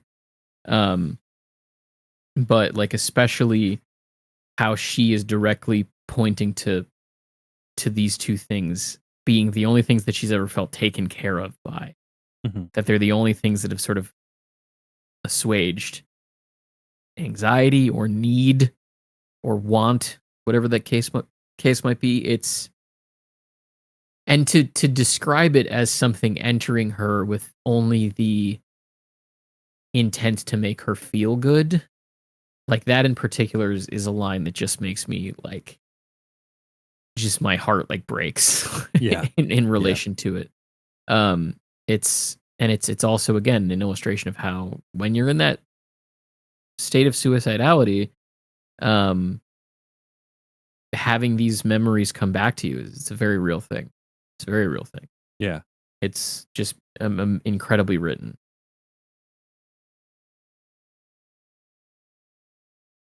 So as we mentioned, we get a kind of description of Enfield as an area, and kind of how it relates to the rest of Boston, but also relates to this thing that will eventually become to defined as the concavity or convexity.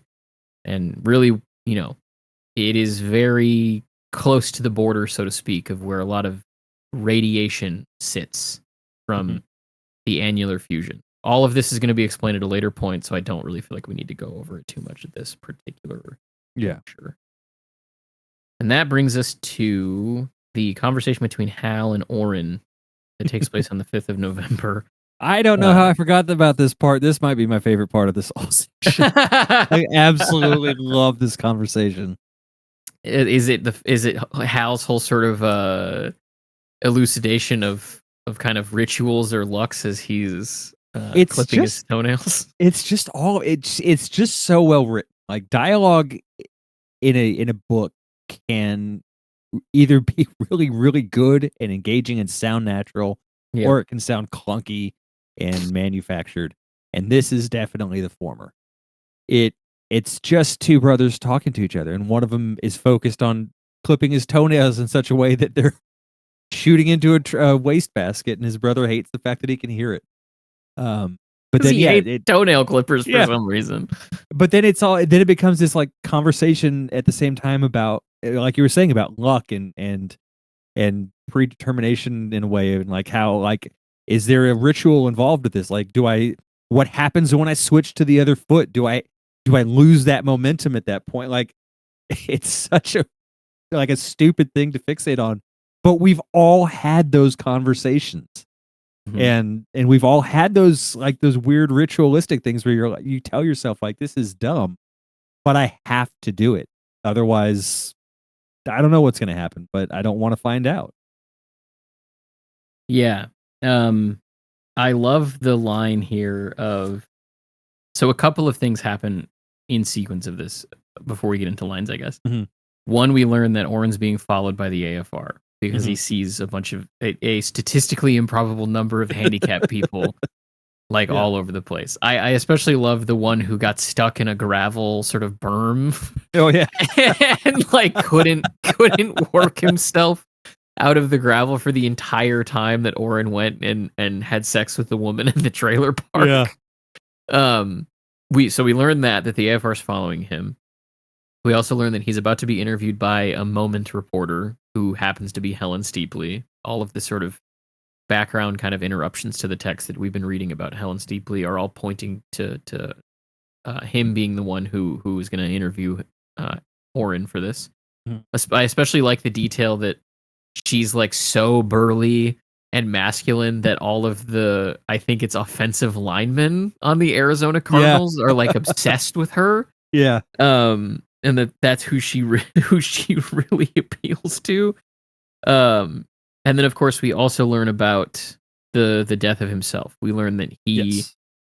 had been obsessed with a film project, which of course we know is Infinite Jest, but they don't know that he had toiled on it in secrecy. He'd basically already checked out of running the tennis academy. Um, Charles Tavis had been taking a bigger sort of hand in things as a result of that, and then had moved into HMH right next to their mother immediately after he died. And that how he died was he engineered a way where he put his own head into a microwave, turned on the microwave, and blew up his own head. Um, and that Hal was the one to find him. And I do have a question for you about the grief counselor segment, but I'll hold on to it until we get sort of through Okay. some of the early portions. I particularly love the exchange here in quotes of, "Hey Hallie, I think I'm being followed. This is the big moment. I've totally exhausted the left foot finally, and I'm switching to the right foot. This will be the real test of the fragility of the spell. I said I think I'm being followed. Some men are born to lead, oh." Just that being his response made me laugh so hard. Yeah. And then there's the whole talk about, and then we have that whole discussion about ritual and everything like that. And Yep. then on 248, he says, Oren, I lied. I haven't even started on the right foot yet. Been afraid to change my angle of approach to the nails. Like, it's, oh God, it's so good. Yep. We also get a line on 244.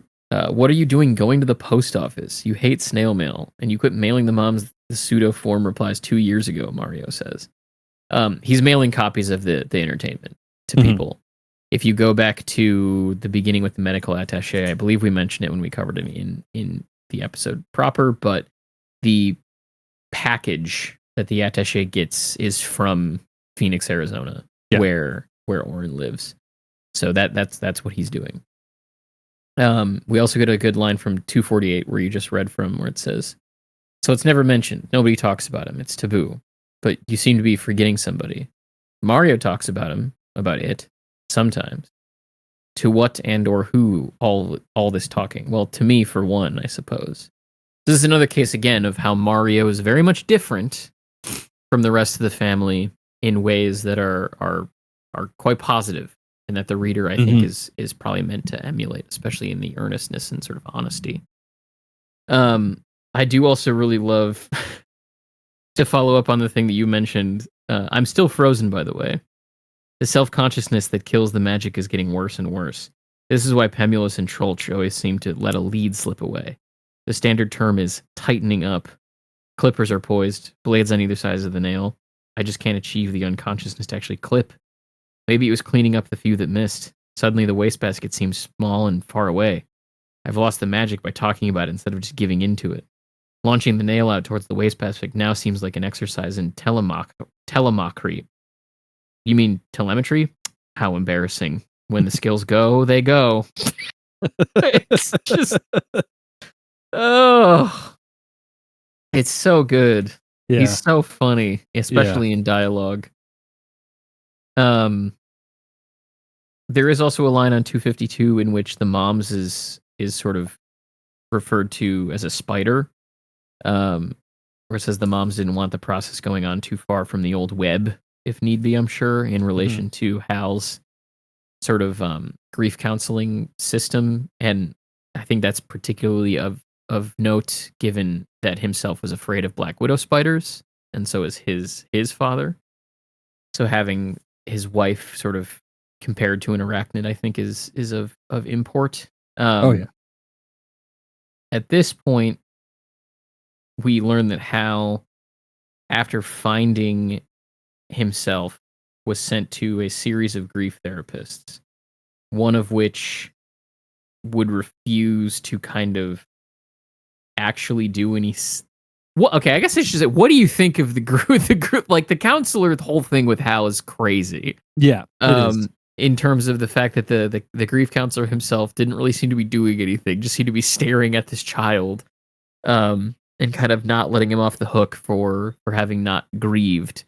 And then Hal sort of goes through a serious kind of obsession with needing to please his grief counselor, and then eventually reads the right book at the library that kind of unlocks what he thinks he needs to tell the grief counselor to kind of like get him to finally accept that he's grieving, so to speak. Well, it is Lyle that pushes him to do that too. Yes. Yeah, very true. It was a really interesting read, I guess, in the sense that I've been there. Like I've had a therapist in the past who I felt like I had to sort of like solve the puzzle of what he wanted me to say, and it didn't actually feel like there was any actual work being done. It was just I wasn't checking the right boxes or whatever, and so we couldn't move forward. And then I eventually found someone better.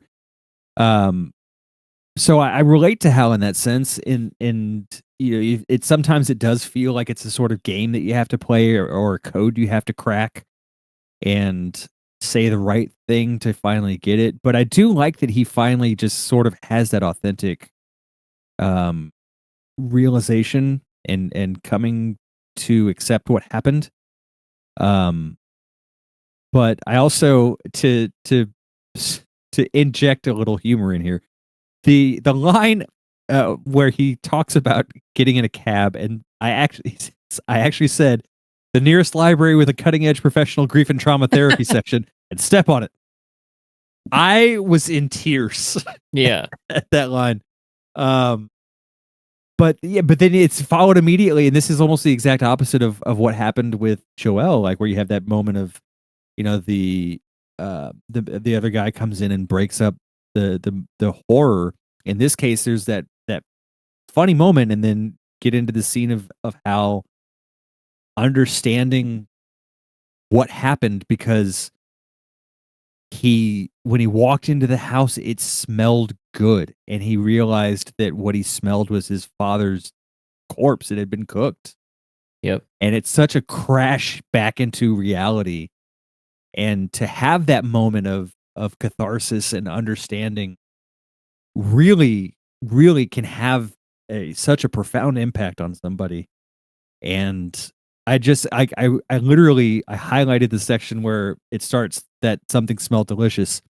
I just wrote fuck next to that because I didn't have any other words to describe that. But I mean, imagine having that inside of you and not really understanding it, or not being able to articulate that feeling, and then it suddenly just pours out of you like that.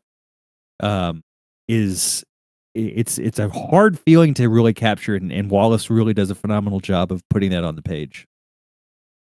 Yeah, truly. And the question I had is like, in looking at his grieving and his, I guess, recovery from that grief, do you feel that he gamed the system, or do you feel that in being forced to admit his thought process, even though he was like trying to, trick the counselor or whatever, that he did actually do the work of therapy, but just sort of was tricked into it by how oppressive the kind of therapist was? I was because there's a reading that can be applied there, especially with the way that the text kind of makes you crash back to reality, as you put. Um, that made me feel at least like, well, yeah, no, Hal, it seems like this is the sort of like crux of what you're supposed to get at here. Mm-hmm. It made me think of there's a book that we read in my book club that I have like in real life with a couple of like old coworkers and current coworkers, where we read a book that was not particularly good. It was called All Night Pharmacy by Ruth Matavisky, Mm-hmm. and the main character is like this incredibly neurotic person. And when I say neurotic, I mean neurotic, anxious, depressed, like a whole spectrum of things that I'm just classifying as neurotic. Yeah. And she's also like an addict. She takes pills a lot in particular. And there's a part where she goes to a therapist to get Ativan, and she basically has this like aside in the narration. She's like, "Oh, I tricked that therapist so good into thinking I have anxiety." But Mm-hmm. it's like very obvious to the reader that no, you just have anxiety. Yeah. If you need to tell yourself this in order to justify taking drugs, sure, but this is absolutely a problem you have. I was reminded of that in reading this, because I think that there is very much an interpretation that Hal thinks he got away with something, but in actuality just did what he was supposed to. Yeah. Is that the interpretation you come away with, or do you think Hal Absolutely. kind of gamed the system? No. I think he went into it expecting to game the system, and he found out very quickly that he kind of like walked right into himself in a way.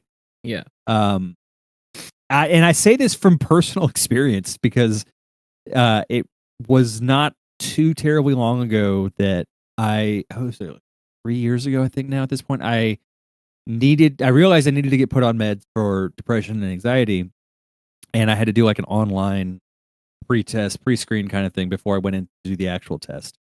And I thought when I did it, I had this bad habit in the past of like whenever I had these kind of things, exactly like how like I kind of figured out what I needed to say or do to get to where I needed to get.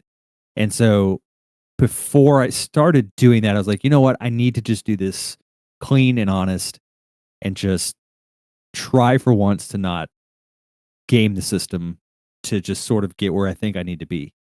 And in doing so, when I got to actually going in to take the test in person, they they also were like, "Well, hey, while you're here, we're going to screen you for autism too." And I was like, "Oh, okay." And that like getting that diagnosis unexpectedly kind of like was my moment of like everything crashing in and sort of making me realize like okay, okay, now I see where, like, I thought I was kind of playing into this whole game and had this figured out, but really, it this is what it was, and this is where it was going. So, yeah, I think Hal absolutely went in with one mindset and came out on the other side of it and kinda walked right into that net, so to speak. Yeah. Yeah, agreed. It's definitely the interpretation I come away with it. And it is again like what we kind of talked about through the kind of opening of this episode of the podcast is that all of these different characters or all these different stories are trying to kind of paint a kaleidoscopic nature of the different experiences or reactions that you can have to grief, therapy, trauma, abuse, recovery, addiction, like all of these different things. And I think that, especially just based on detailing your own experience, Hal's reaction is a common one. Mhm. And not to make this like a men versus women thing, but it's one that I've heard a lot of men in my life talk about. That like when they've entered therapy, there has been some sort of feeling like they have needed to win in a way, or Yeah. find some sort of Yes. way to successfully like deliver on these points, and if I do these things then it'll work, so on and so forth. So it's a very real reaction to being put in a situation like that.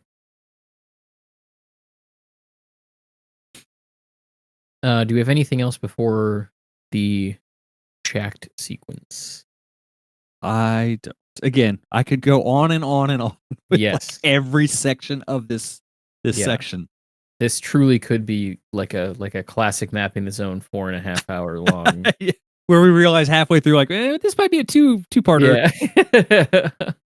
um the shacked sequence is something that, again, I did not remember liking as much as I did this time around. Yeah, And absolutely the same. it is something that just builds in like an incredible way, where it starts out very simply with kind of a description of how these tournaments work, and Hal's like sudden explosion in talent, how John Wayne ended up at the school, and how good he is at tennis. Um and just sort of, especially the kind of aside on how these sort of outdoor courts get made into indoor courts. Mhm. Um and then eventually it turns into just a full-on focus on first Pemulus and Shacked, and then eventually Shacked just as an individual, and we just deep dive on his sort of situation and who he is as a person. Um, it is also important to note that Pemulus goes through withdrawal before playing tennis, and he thinks it's nerves because he stops taking any sort of substances 24 hours before a match, and as a result, he pukes his absolute guts out before he starts playing. Mhm. This, of course, will foreshadow what we read from poor Tony Krause at the end of this section. I don't think Wallace wrote this book in 100-page increments, but it really does feel like this 100 pages are very successfully in communication with one another in a Absolutely. really tight way. Um, what did you, I guess I just want to first get your overall reaction to the stuff here with Shaq. I much like you mentioned, like, I don't remember liking this section as much as I did when I first read it.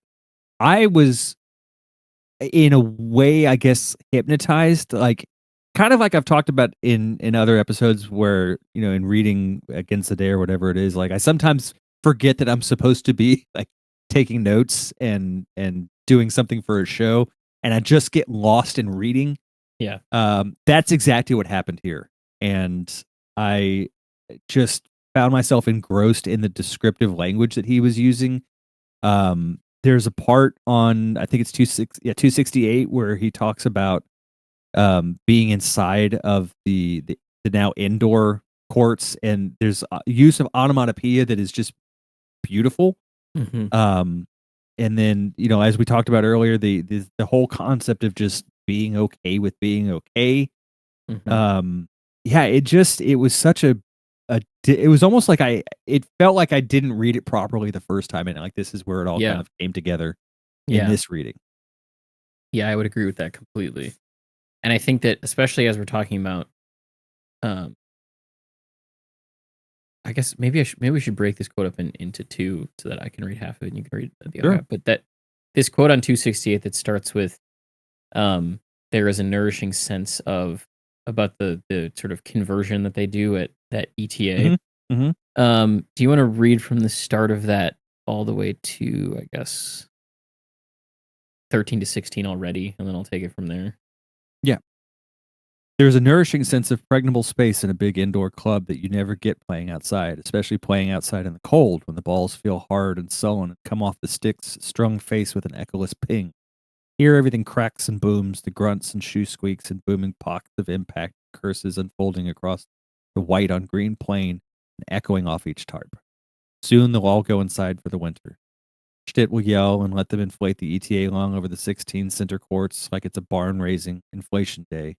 It's communal and fun, and they'll take down the central fences and outdoor night lamps and unbolt all the posts into sections, stack them up and store them. And the test tar and action guys will come up in vans, smoking cigarettes and squinting with weary expertise at tubes of plans and draftsman blue. And there will be one and sometimes two action helicopters with slings and grappling hooks for the lungs, dome, and nacelle. And shit and Lint will let the younger ETAs get the infrared indoor heaters out of the same corrugated shed. Disassembled fences and lamps will go in. Leafcutter ant Korean like armies of 14 and 16-year-olds carrying section heaters, Gore-Tex swatches, and long halo lithiated bulbs, while the 18s get to sit on canvas chairs and kibitz because they did their leafcutter lung raising bits at 13, 16 already. 2 Testar guys will supervise Otis P. Lord and all this year's conspicuous tech wonks in mounting the heaters and stringing the lights and running coaxial shunts with ceramic jacks between the pump room's main breaker and the Sunstrand grid, booting up the circulation fans, pneumatic hoists that'll raise the lung to the inflated shape of a distended igloo. 16 courts and 4 rows of 4, enclosed and warmed by nothing but fibrous Gore-Tex and AC current and an enormous ATH SCME exhaust flow effectuator that an ATH SCME crew and one of the ATH SCME helicopters will bring in a sling and cable and mount and secure on the lung's nipply nacelle at the top of the inflating dome. And that first night after inflation, traditionally the 4th Monday of November, all the upper class 18s so inclined will crank up the infrareds and get high and eat low-lipid microwave pizza and play all night, sweating magnificently, sheltered for the winter atop Enfield's level-headed hill. So I love that section. And this is one of several sections in this chunk of these pages, but then pretty much every chunk after this that, like, especially when I was reading to Allie last night, I would just stop and I'd be like, he's so fucking good. He's just such an incredible writer, from the way that he is able to shift perspective so seamlessly, where he starts this paragraph talking about just, Shaq's understanding of what it's like to play indoors. And then through that, he takes you into this ritual that this tennis academy does every single year, and how there's like a world in and of itself inside of that ritual, all leading you to this ending line that clearly means so much to Shaq. This particular ritual within the ritual of the upperclassmen getting real stoned and eating shitty pizza and just playing all night because it's finally warm enough for them to do so, because Stitt pushes the time that they put the sort of tent up, or the lung up, to be so late in the year. And the way in which he and I'm sorry to make you read all the really long difficult sentences, but the way in which he has those long difficult sentences and then sort of like snaps the reader out of it with the repeated hit of the ATH SCME jargon 3 times really right next to one another in the same sentence. Like my partner, she mentioned at breakfast this morning how it really seems like it's almost like Wallace is like, "Are you still with me? I know that was a lot," but he's like trying to to kind of crash back the reader to kind of full attention in case they've started to zone out a little bit. And the thing that she brought up that I think is really smart, because when we were talking about this, I had asked her, I was like, was there a part of the book when you read it for the first time where you really kind of like came to a realization of how good David Foster Wallace was as a writer? Or like, what was one segment that really stood out to you? And what she said, which I thought was really insightful, is that there wasn't any one sequence or scene where she had that, but it was the feeling that she got from his writing that he was having a conversation with the reader, that it wasn't just that he was like articulating an experience or writing a story that the reader was going along with, but that there was something deliberate in the narration and the writing that seems to be in dialogue with the reader's response to it. And that something like the usage of those three acronyms in the same sentence indicates that this is kind of a back and forth between Wallace and the reader, which I thought was really well stated and is very true feeling within this paragraph in particular. Mm-hmm. One of my favorite parts of this as well is this line. Though Shact buys quarterly urine like the rest of them, it seems to Pemulus that Shact ingests the occasional chemical the way that grown-ups who sometimes forget to finish their cocktails drink liquor. To make a tense but fundamentally hay interior life interestingly different but no more. No element of relief, a kind of tourism, and Shact doesn't even have to worry about obsessive training like Ink or Stice to get sick so often from the physical stress of constant dreams like Trolch, or suffer from thinly disguised psychological fallout like Ink or Struck or Pemulus himself.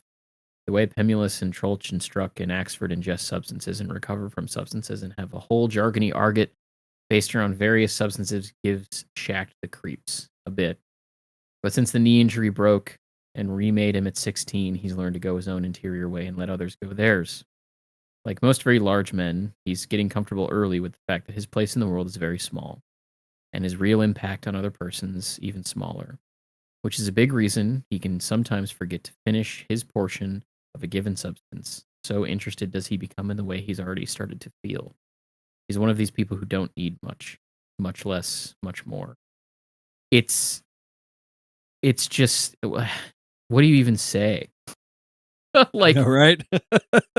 it's just so perfectly written. As again, another one of these individuals who is obviously meant to, similar to Mario, kind of impart the way that maybe we should live our lives, or kind of react to things, or go about things. He represents this very tight in between of the two worlds that this book is set in, between the tennis academy and the halfway house, and the way that he kind of skates or kites his way around the edges of both achievement, high achievement, and addiction, and how instead for him it is a reconciliation with how he personally feels, the interest in that, and the reason why he doesn't push his substance abuse, but also a recognition that the impact he's going to have is pretty small, but that he's okay with that he's reconciled himself to it. Yeah. That really feels like the kind of middle path that Wallace is saying that we should walk down. If you can become the big tennis pro, right? And sure, why not do that? Right? Like that's the ultimate expression of sort of happiness in exchange for the sacrifices that you've made to get to that point. Mm-hmm. But if you can't, Shact is like the most level-headed guy in the academy's upperclassmen. Yeah. Like he's gonna have a successful dental practice provided nothing goes wrong. He is perfectly at peace in his own body. He knows what's wrong with him as far as his knee and his Crohn's disease and how to manage it. He's able to exist in the moment and have fun. He is also able to partake in things like drugs without getting involved in it sort of anthropologically. He really does come across as the guy that you sort of want to be, especially in this section, when taken along with all of the other stuff that Wallace has been talking about. Absolutely. Yeah, I could not have put it better. And only because I think I love this section so much, I'm gonna read another quote here from the end, which also just sort of kills me. Like there's something very sad in this quote with how the section ends, but also triumphant, and it's perfect, and just all, it's so good. Yeah. Hal prays fervently that the ankle won't start being the size of a volleyball itself at the end of each outdoor day. Hal, in a weird and deeper internal way, almost somehow admires and envies the fact that Shact stoically committed himself to the oral professions and stopped dreaming of getting to the show after graduation. An air of something other than failure about Shact's not caring enough. Something you can't quite define. The way you can't remember a word that you know inside. Hal can't quite feel the contempt for Teddy Shact's competitive side that would be pretty natural contempt in one who cared so dreadfully secretly much. and so the two of them tend to settle for not talking about it. Just as Shact cheerfully, wordlessly drives the tow truck on occasions when the rest of the crew are so incapacitated they have to hold one eye closed even to see an undoubled road, and consents without protest to pay retail for clean quarterly urine, and doesn't say a word about Hal's devolution from occasional tourist to subterranean compulsive substance-wise, with his pump room visits and Visine, even though Shact deep down believes that the substance compulsion's strange apparent contribution to Hal's rampant explosion up the rankings has got to be a temporary thing. That there's like a psychic credit card bill for Hal in the mail somewhere coming, and is sad for him in advance about whatever Shirley's got to give eventually. Though it won't be the boards. Hal will murder his boards, and Shact may as well be among those jockeying to sit near him. He'd be first to admit. On 2, Hal now kicks a second serve to the ad court with so much left-handed top on it that it almost kicks up over Port Washington's number 2 guy's head. It's clear carnage up there on show courts 1 and 2. Dr. Tavis will be irrepressible. The gallery is barely even applauding Wayne and Incandenza anymore. At a certain point, it becomes like Romans applauding lions. All the coach and staff and PWTA parents and civilians in the overhead gallery wear tennis outfits. The high white socks and tucked-in shirts of people who do not really play. Shact and his men play. I love it. I love it so much. Yeah. Especially as a culmination to that whole section. Obviously, like the like real of that impact isn't going to be felt by listening to this, because you really need to have been sitting with this section for the last like 9 pages or whatever. But it is such an encapsulation of all the stuff that Shact has talked about over the course of that section. But it's also that like that deep sadness that he feels over watching Hal, someone that he maybe could have been if it wasn't for the knee and it wasn't for the Crohn's, give himself over to drugs, and watch him slowly move away from that middle space where the two of them were once very close into that sort of substance class. Like the fact that he's noticed all of this from the outside tells us that one, Hal is not as sort of covert about it as he thinks he is. And 2, that it has truly become a real problem. And the foreshadowing of that with this psychic credit card bill, and the fact that his sort of temporary increase in talent has to be temporary. Excellent foreshadowing, especially now that you know that the Year of Glad, where the book starts, takes place after the Year of the Adult Dependent Undergarment. It is one of those really, really excellent pieces of foreshadowing and construction of this novel. Yeah. And I love that last line, just Shact and his man play. That is such an efficiency of language and just knowing when less is more. Yeah. Agreed. It's the perfect. It's a very different version of the reaction to Joelle Van Dyne that manifests the same way. Yes. I read that line and I get up and I go, and I just go take a walk. I think that's going to be the title of this episode. I just get up and take a walk.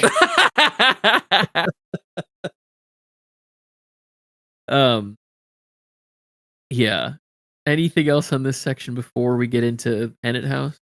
No, I think that's as much as I can come up with right now. So, Ennet House, we are introduced to somebody named Jeffrey Day, who hates AA, thinks that it's sort of an insane kind of obsessive compulsive replacement for drugs or alcohol that simply just asks somebody to put their faith in cliches. He's everything that you would expect to find in a cynical addict. Is really who he is as a character. And he is in the process of screaming about that to Gately and Charlotte Treat in Ennet House. And it's been a while since we've had a significantly substantive footnote, but there is one early on in this section where we are told about his first day, or we get a flashback at least to like a portion of his beginning time in Ennet House. It Mhm. is footnote 90, which we don't need to read the entire thing, but it is really funny. Really is. Like it is, it's also like most of the things in this book sad, but uh I love the way in which Don is trying so hard to just like sit with him as he's ranting about the cliches of AA and Yeah. doing his best to be able to provide some kind of um proper response that is both going to like acknowledge his feelings but also push back on the implication of them. It is great. I have been in rooms with guys who are this addicted, and often this is sort of what it's like talking to them. Yeah. And I love that a lot of Gately's responses are just silence and Yeah. just like, I'm just gonna let him go. There's nothing I can say at this point. Like I just have to Yeah. let him have his moment. My favorite is when those silences start, which is but indulge me for a moment. By AA's own professed logic, everyone ought to be in AA. If you have some sort of substance problem, then you belong in AA. But if you say you do not have a substance problem, in other words, if you deny that you have a substance problem, why then you're by definition in denial, and thus you apparently need the denial busting fellowship of AA even more than someone who can admit his problem. ... Don't look at me like that. Show me the flaw in my reasoning. I beg you. Show me why not everyone should be in AA given the way AA regards those who don't believe they belong there. ... And now you don't know what to say. There's no cockle warming cliche that applies. The slogan I've heard that might work here is the slogan analysis paralysis. Oh, lovely. Oh, very nice. By all means, don't think about the validity of what they're claiming your life hinges on. Oh, do not ask what is it. Do not ask whether it's not insane. Simply open wide for the spoon. Like it's such well-written dialogue of just someone who is and it's mentioned in the narration that he hasn't been in the house very long. And then it's very clear that like he is undergoing detox still from I think it's specifically Chianti that he Yes. would get drunk on. Yeah. But the way again, it's sad, but it's also really funny that the way he ended up at Ennet House was he drove his car into a sporting goods store and then got out to browse Just go until the shopping. police showed up. Yeah. Which, like, if you are drunk enough to the point where you cannot recognize that A, you have driven into a store, but that also the store is like not open, but your body just sort of has an automatic reaction to being in a store. Lucky me. No one else is here. Yeah, that's pretty significant dependency issues. Yeah, it is really good, and this I think is a great kind of introduction to the character because he'll continue to sort of rant and rave over the course of this section. Mhm. And it's again, this is another case where the way his perspective shifts over the course of his writing, and by his I mean Wallace. It opens with this, kind of back and forth with the actual, resident himself, Jeffrey Day, and then we're given a description of Gately as he's laying there on the couch, and then, through that we kind of get the description of the room, and then the camera, so to speak, kind of roams around that room and then talks about each of the residents that it briefly kind of lands on. And I think it's especially genius since the whole thing is technically from Gately's perspective, that it shows you all of the shit that he has to think about over the course of his day as a result of doing this job. Like he's got to worry about this guy yelling at his ear right now, but he's also got to worry about the potential beef between, Lenz and Jeffrey. And he's got to worry about what to do when people come to him when he's manning the desk at night. And he's wondering whether or not Jeffrey Day is actually really going to make it, or if, the cynicism about AA is going to completely, give him a reason to get booted out of the house. Mhm. And, the amount of emotional weight that this 28-year-old is needing to carry on a day-to-day basis for people that are largely older than he Yeah.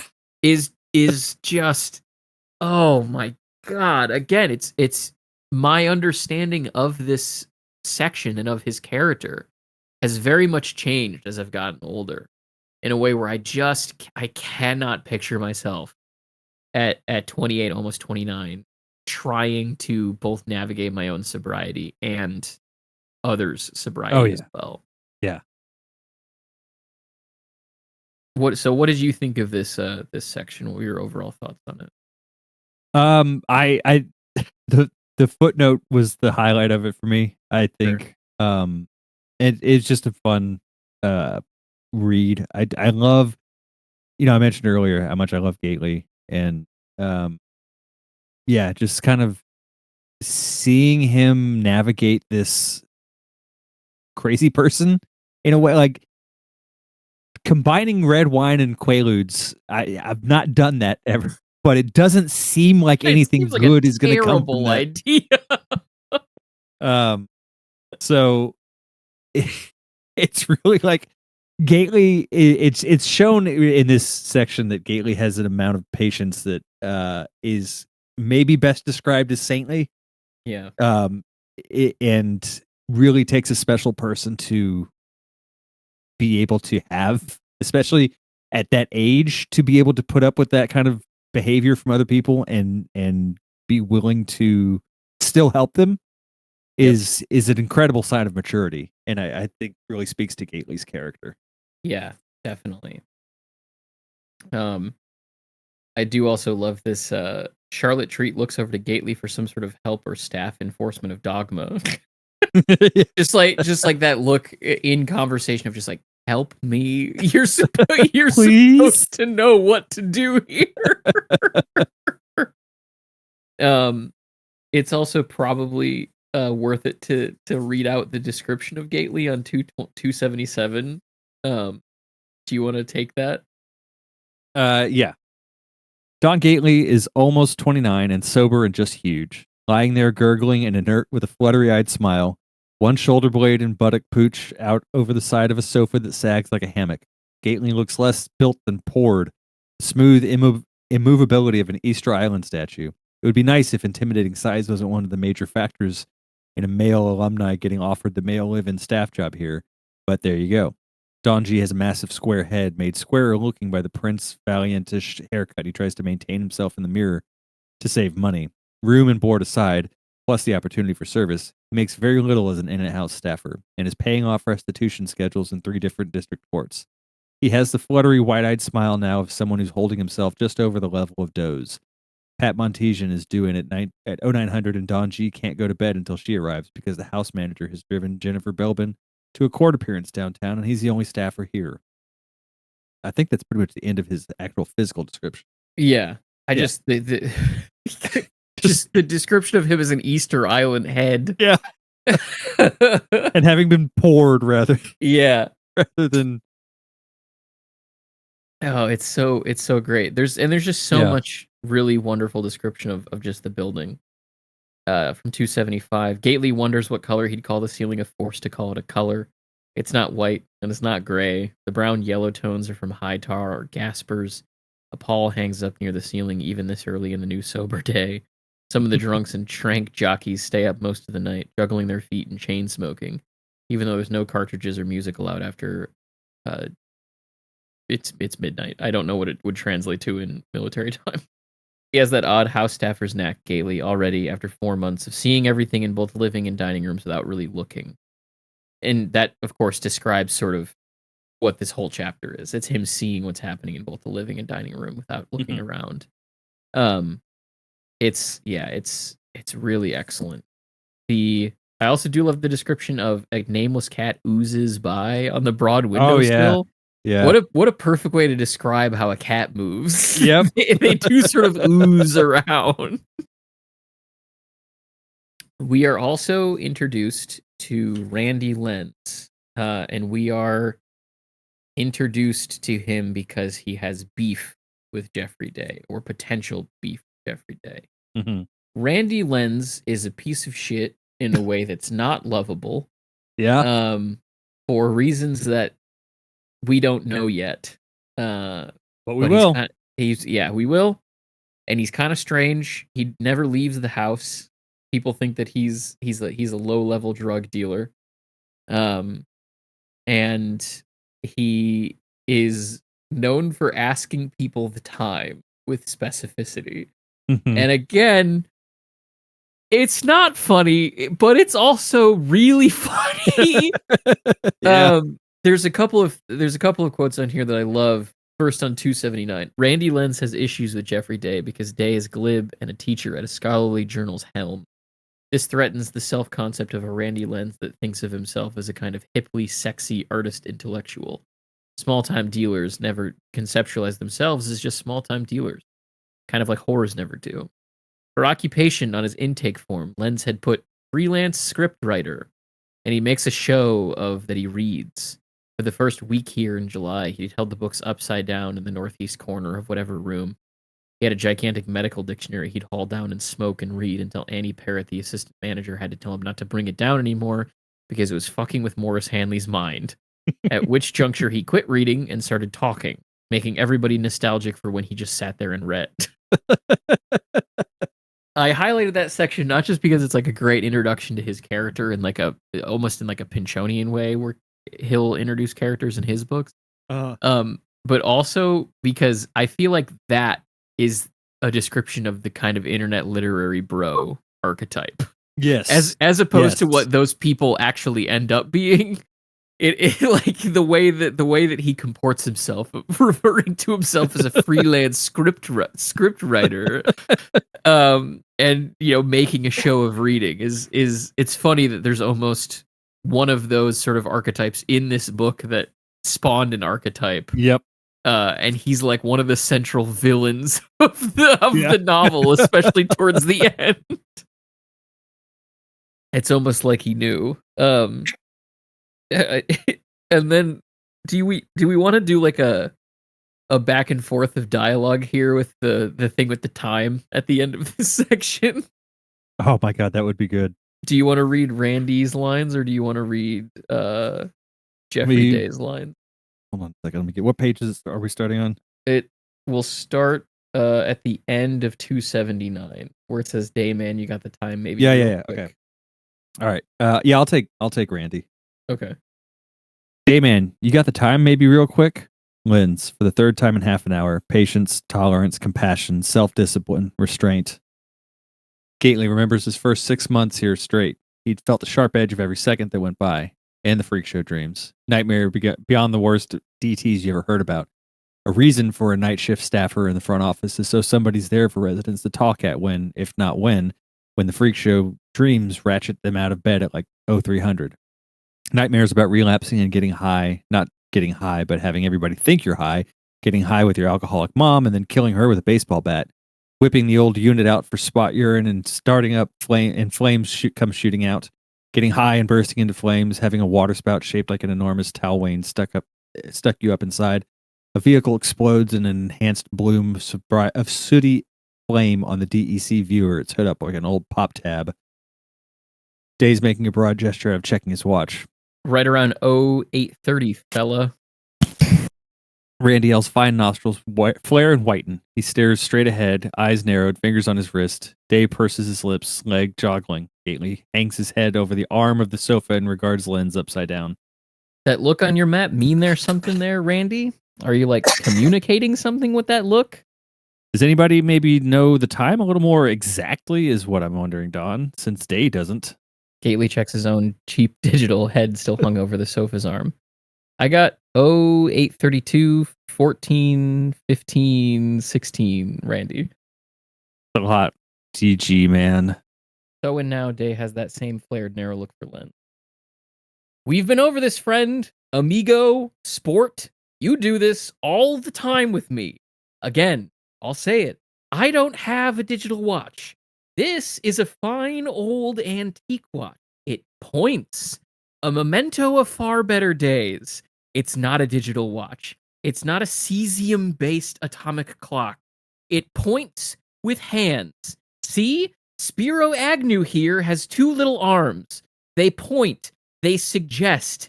It's not a sodding stopwatch for life lens. Get a watch. Am I right? Why don't you just get a watch, Lens?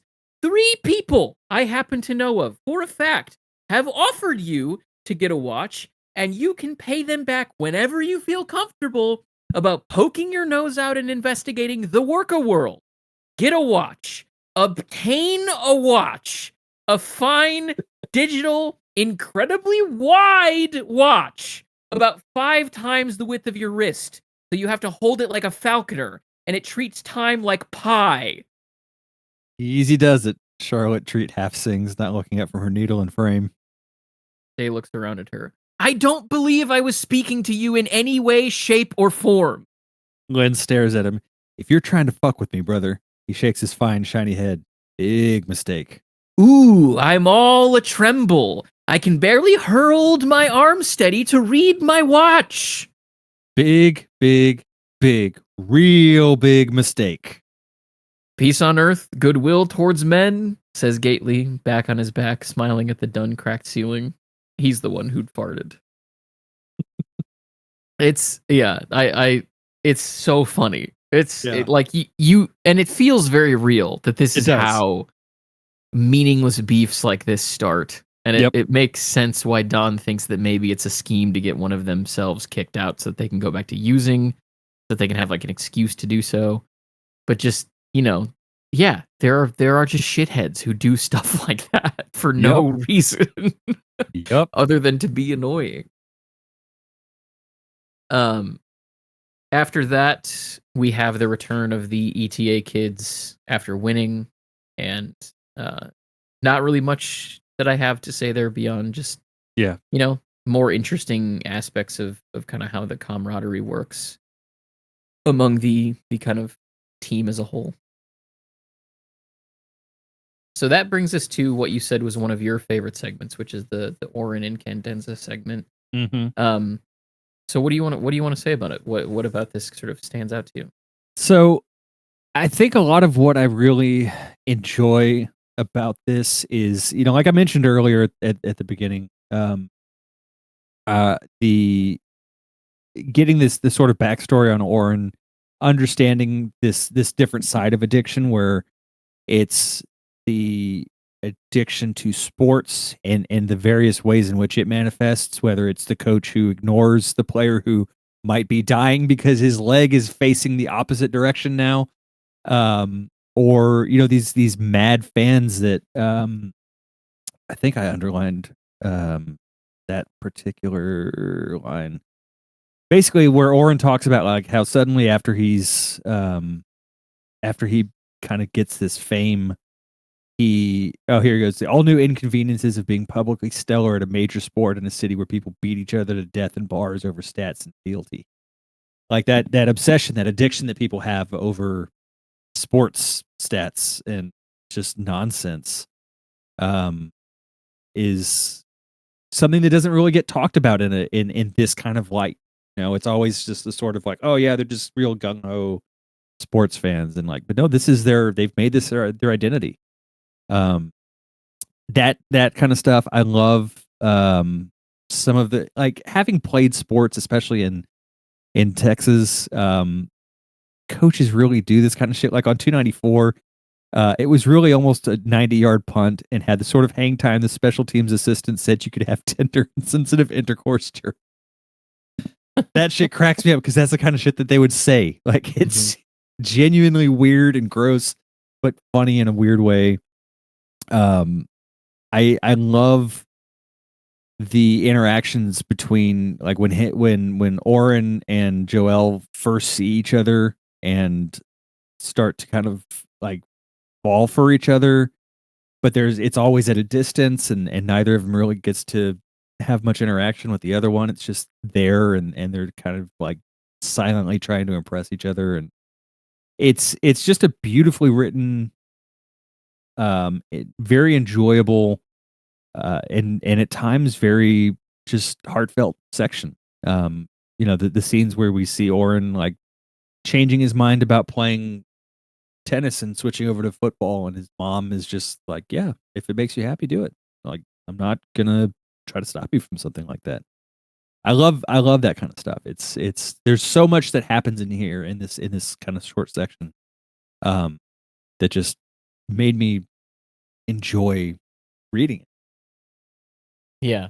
And it's another one of these cases where it's the construction of it and the way it shifts sort of focus and point of view is really impressive because it doesn't technically start with Oren. Well, it starts with him in the sense that like it brings up how he came to stop playing tennis, but it shifts from that to a really long aside on Tavis and how his sort of college recruitment in tennis is what brought Charles Tavis into the orbit of the academy and then eventually led him to sort of take over himself's position. And I don't know if it's ever fully confirmed that he is sleeping with the moms, but It's certainly heavily implied. yeah, no, it's 100% what they're doing. Yeah. I just can't remember if it's explicitly stated on the page that it's happening, but Yeah. brings him into that orbit, into the other bedroom in HMH, and then it shifts back to Oren after his similar rant almost to Oren about how could you be so ungrateful that I did so much for you and you know how he's trying to defend himself against people claiming that he's sort of spitting on the grave of himself. That whole like self-assured rant is really, really powerfully written. Yeah. In terms of how people justify their actions like that. To then back to Oren and then fully into that kind of monologue almost about being back in college. But it's also just like really beautifully written about how people fall in love with other people. Like on 294, this paragraph of but so by freshman Halloween, Oren was regularly placing his punts inside the opponent's 20, spinning the ball off his cleats laces so it either hit and squiggled outside the white sideline and out of play, or else landed on its point and bounced straight up and seemed to squat in the air, hovering and spinning, waiting for some downfield terrier to kill it just by touching. The special teams assistant told Oren that these were historically called coffin corner kicks, and that Oren Incandenza was the best natural coffin corner man he'd ever lived to see. He almost had to smile. Oren's full-ride scholarship American was renewed under the aegis of a brutaler but way more popular North American sport than competitive tennis. This was after the second home game, around a time that a certain assietonizingly pretty baton twirler, invoking mass pep during breaks in the action, seemed to begin somehow directing her glittering sideline routines at Oren in particular. So and then the only really cardiac-grade romantic relationship of Oren's life took bilateral root at a distance during games, without one exchanged personal phoneme, a love communicated across grassy expanses against stadium's monovocal roar, entirely through stylized repetitive motions, his functional, hers celebratory, their respective little dances of devotion to the spectacle they were both in their different roles trying to make as entertaining as possible. It's so beautifully written, and it evokes truly what it's like to sort of fall in love with someone at a distance or at a younger age. Yeah, it absolutely. And I think that's what makes where their relationship ends up so much more heartbreaking. Yeah, especially given that it is broken up ultimately for no reason. You know, it's broken up because Oren assumes Joel is cheating on him with his father, even though that's not what's happening.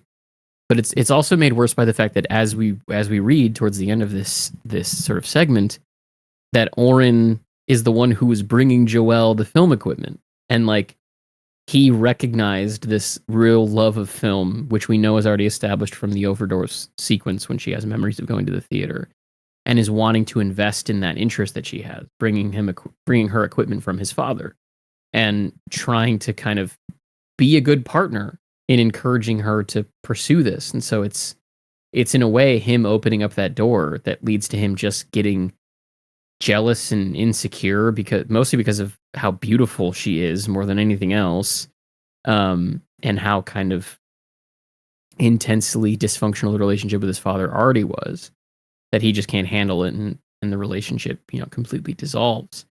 It's really, their story is pretty heartbreaking. It sucks to read all of this kind of already knowing where things ended in a way, because we kind of know what happens with Joelle, and so you kind of like the writing's already on the wall, but Yep. watching them develop this relationship and having it done in such a beautiful way, like just the way that it's written and plotted out, it just makes it so much harder to push through. Yeah, agreed. Anything else you want to point out about this section? I mean, again, this is another one we could go on forever and ever. Yeah, So very true. I have to just kind of concede my time on it, but yeah, it's beautiful. So that leads us to our last section of this chunk of the book, and this is where we watch poor Tony undergo withdrawal, and he has been completely pushed to the limit of basically human experience, and that he has no access to his drugs anymore. He doesn't have a home, doesn't really have any friends, doesn't have any family, is living in the bathroom stall of a local museum because he can get away with it, and because he needs access to a toilet because of just the torrential river of shit, literally, that he's dealing with from undergoing withdrawal. But he's trying really hard to fight back against it by drinking codeine cough syrup, but then eventually runs out of that, and now he's going through withdrawal of multiple substances. Like, it is truly an evocation of what rock bottom for some people look like, this whole Yep. segment, and what it's like to go through it.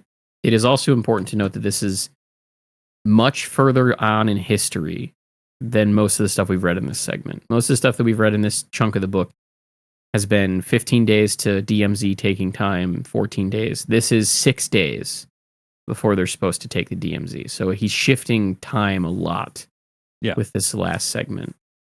And like I said, it is sort of an update on this character, where before, he was present with the hot shot, as they're often called, when someone is given deliberately spiked heroin, and then again with the article written about the woman who got her purse snatched. And it's again, I think Wallace, in all of these characters, as we've already said a couple times, is showing a kaleidoscope of experiences, and this is one of them. I have not gone through addiction to a physical substance that causes a withdrawal like this, but boy, is it hard to not feel it in your body when you're reading some of the stuff that he describes in this chunk of the book. Same as that. I've not had a seizure, but I do know people who have dealt with seizures or epilepsy, and it seems pretty accurate to how they describe it as well. In particular, one of the people at the church that I was a minister at dealt with epilepsy, and hearing the way that he would describe it as this, for him, there was less visual stuff like that is described with the character here, but it was sort of, the pain was certainly real, but for him it was like light filled his whole vision, that, as he would call it, beamed him up to the mothership, and that like sort of stranger in his own body affecting his actions was definitely the way that he described it as well. So it's, again, just really an example of just amazing empathetic writing that is illustrating something very real that people all over the world have dealt with, and will find hopefully some commonality with in this book.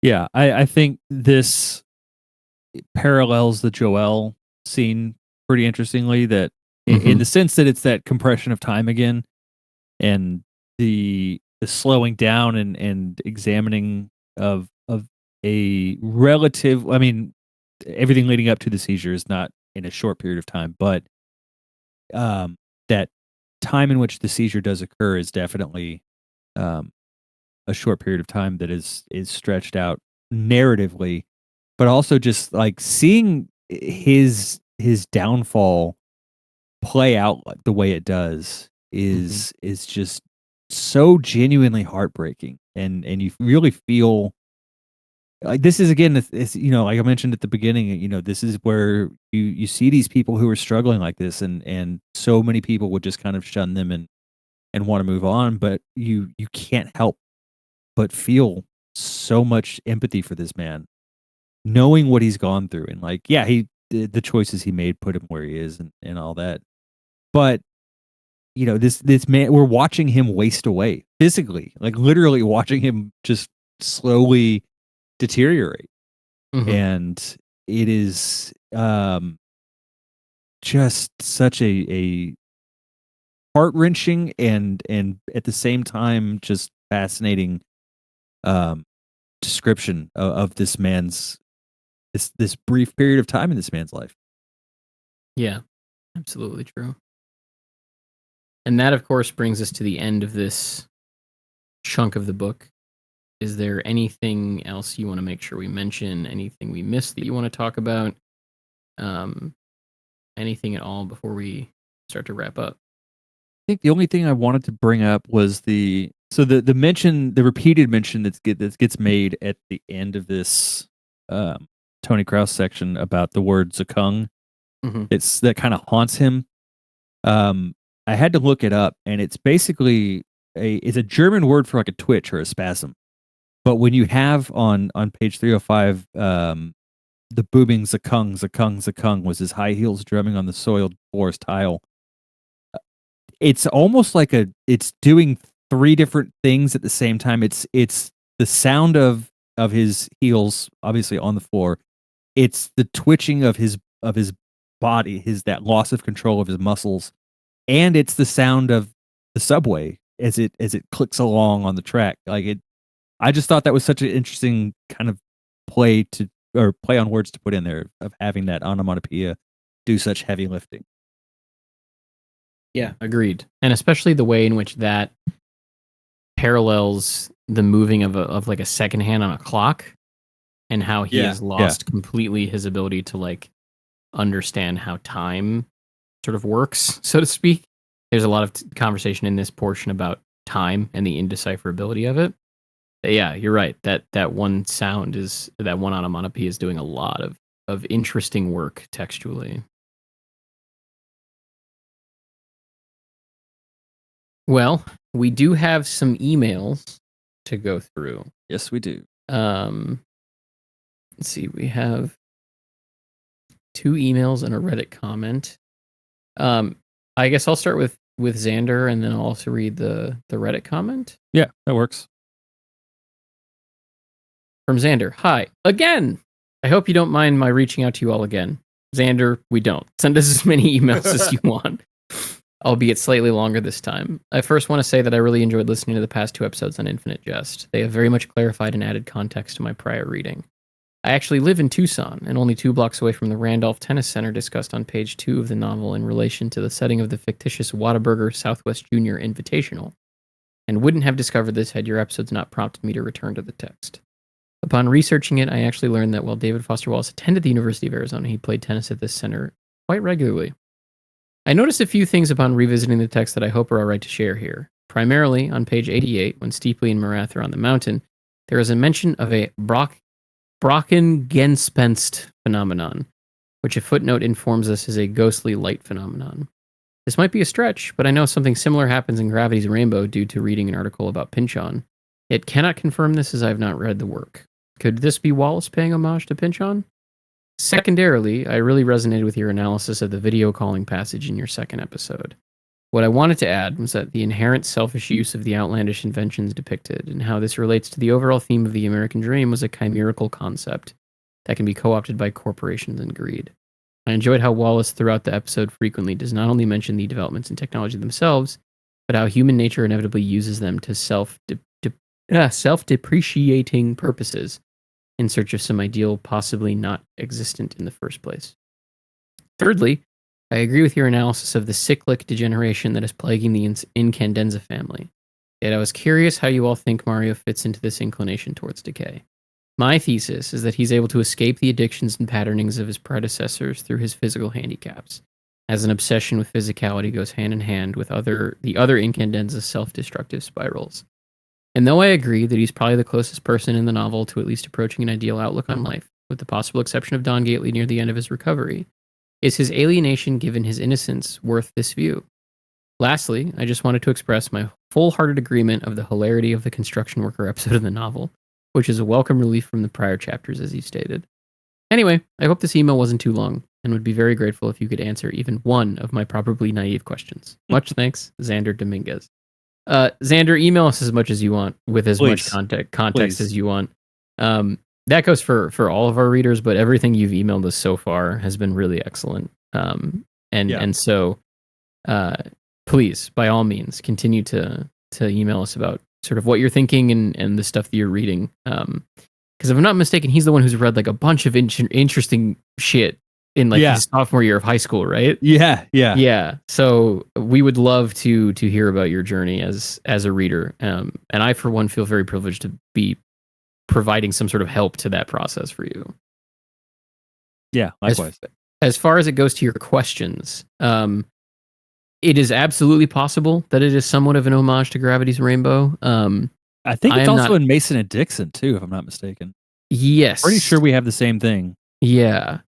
So I would not be at all shocked if there was some overlap there. Wallace was a devotee of Pynchon's and a lot of the other postmodernists, as we sort of talked about in our overview episode.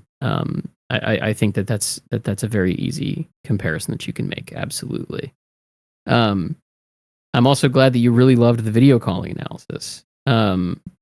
It's one of my favorite sections of the book.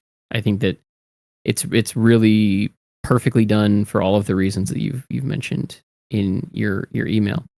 What do you think about his questions about Mario, Cody?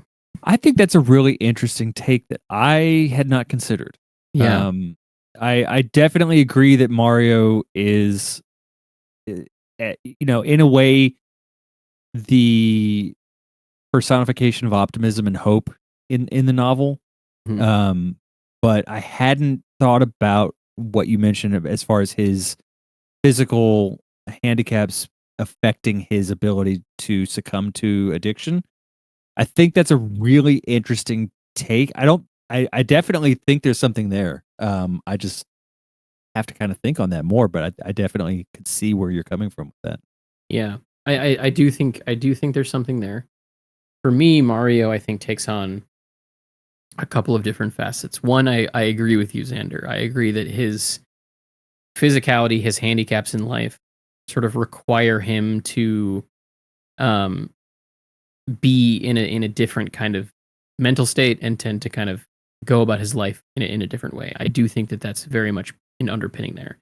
There is also a line in the segment about sort of the things you learn in AA that mentions a couple of different times that like people with a lower IQ find it easier to break an addiction than people with a higher IQ, or other sort of people who maybe have other physical or mental limiting factors. They are able to escape these things easier than other folks are. So I think that that's also deliberately kind of included there. Maybe it's true. I would assume Wallace is inserting that because it's a true fact, but also because it does have to do with this sort of intertwining with Mario. The other thing that I think about with Mario is, and I don't know if you've read this book or not, Xander, but in 100 Years of Solitude by Gabriel Garcia Marquez, there is an omen at the beginning of that book that if this sort of incestuous pairing of people happens, that they're going to have children with the tails of a pig. And then you read like 450 pages of this family's saga and its intertwined nature with the town of Macondo in Colombia. And all of this like death and strife and trauma and sort of crossing of their bloodline back and forth and all of this. And it all ends with the final child in the familial line being born with the tail of a pig, which is clearly kind of the sort of answering of that bad omen or of that sort of curse from at the beginning of the book. I think Mario is something similar in that this family, as you're talking about, has this cyclic degeneration, to use your phrase. And it seems to be getting worse with every subsequent generation. It affects more people. The substances get worse. The skills also seem to increase because of the money that the family has and the training ability that the family has. And I think that it almost feels like maybe Mario is the product of the sort of generational cycles of abuse and trauma, that like what comes out is eventually the youngest person in this family is eventually deformed. So I think there's a literary device there that his, deformities are the product of the abuse and the cyclical degeneration of the people who came before him. And then I think that it's because of that state that he's in that it alters his sort of consciousness or his disposition towards the world, where he can approach things differently or be free from things in a way that the rest of the family can't, because ultimately his relation to the world is completely different than theirs is. And as a result of this, if I'm going to go conspiracy corner with it, we have essentially one of these AA cliches, or one of these AA sort of contradictions, in that Mario is a product of alcoholism and alcoholic abuse and substance abuse, and yet it is the product of those things that has put him in a position where he can avoid them, right? Like, that to me feels very much, if you just try and spell it out, kind of this AA treatise, or one of these sort of cliches or contradictions. So that would be what I would add to your sort of analysis of Mario. His other question was whether or not we think his alienation, given his innocence, is worth this view. What do you think? In the context of what you just mentioned, as far as that the conspiracy corner idea with the AA quote, he is a product of these sort of cycles of destruction. And I guess in a way, like, you could also say, like, environmentally he's aware of that, and that's a part of why, much in the same way that a lot of kids of addicts don't want to fall into that pattern, and so take steps to make sure that they don't fall into it. But I think also his, to go back, his physical handicaps are kind of, have put him into a position where he understands the sort of gift of life, I think, better than others do. And so as a result, it imbues him with a sense of optimism, like in the sense that I think he can see, like, I'm, the fact that I have survived up to this point, given everything that has worked against me, is something that gives me a lot of strength, and that strength is part of his optimism, and just, I think, the general optimism just comes from the fact that he has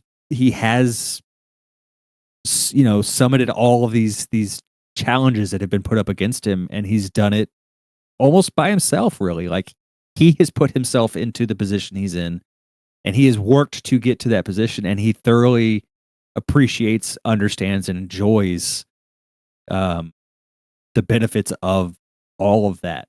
And I think that wouldn't have happened unless he was the product of the things he is the product of. I think it would have been very easy for him to be another Hal or another Oren and fall into those same pitfalls. But because he was challenged differently from the beginning and had to sort of make his own way through life, that has given him the ability to have that viewpoint, to have that worldview.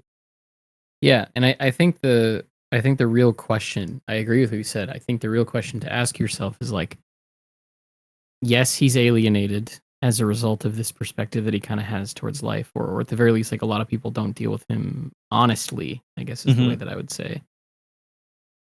Is that worth it? Well, I think the question is it worth it to you to be navigating the world in a way that maybe doesn't get you the friends or the connections that you maybe would want, but is honest and is earnest and is done with a seemingly deliberate intention to treat people well? I think especially, and I don't know if you've read the book before. I don't think he says it in the email. I don't think so. Or if he's reading it just along with us. There is a section later in the book where, because of his disposition towards the world, he is able to free somebody from this cycle of, like, voluntary homelessness, basically. that he's the only one who is willing to reach out across and shake this person's hand, to touch this person, to free him from the sort of weird pact that this guy was in, right? And that it's that reaching across the aisle that does make a human connection. So maybe the people around him who are less earnest or less, honest, or, preoccupied with things that aren't necessarily good for them, whatever the case may be, are treating him differently. But he doesn't treat anyone differently. He treats everyone the same. And so he's really an embodiment of that kind of treat others the way that you'd like to be treated. So the question, I think, of whether or not it's worth it comes down to this idea of, would you rather be treated a certain way, or would you rather treat everybody well, right? And do so maybe at the cost of other people coming into your life. For me, I think that's worth it. And I think that, yes, he has some naivete, right? That maybe we don't want. We want to maybe navigate the world with our eyes more open.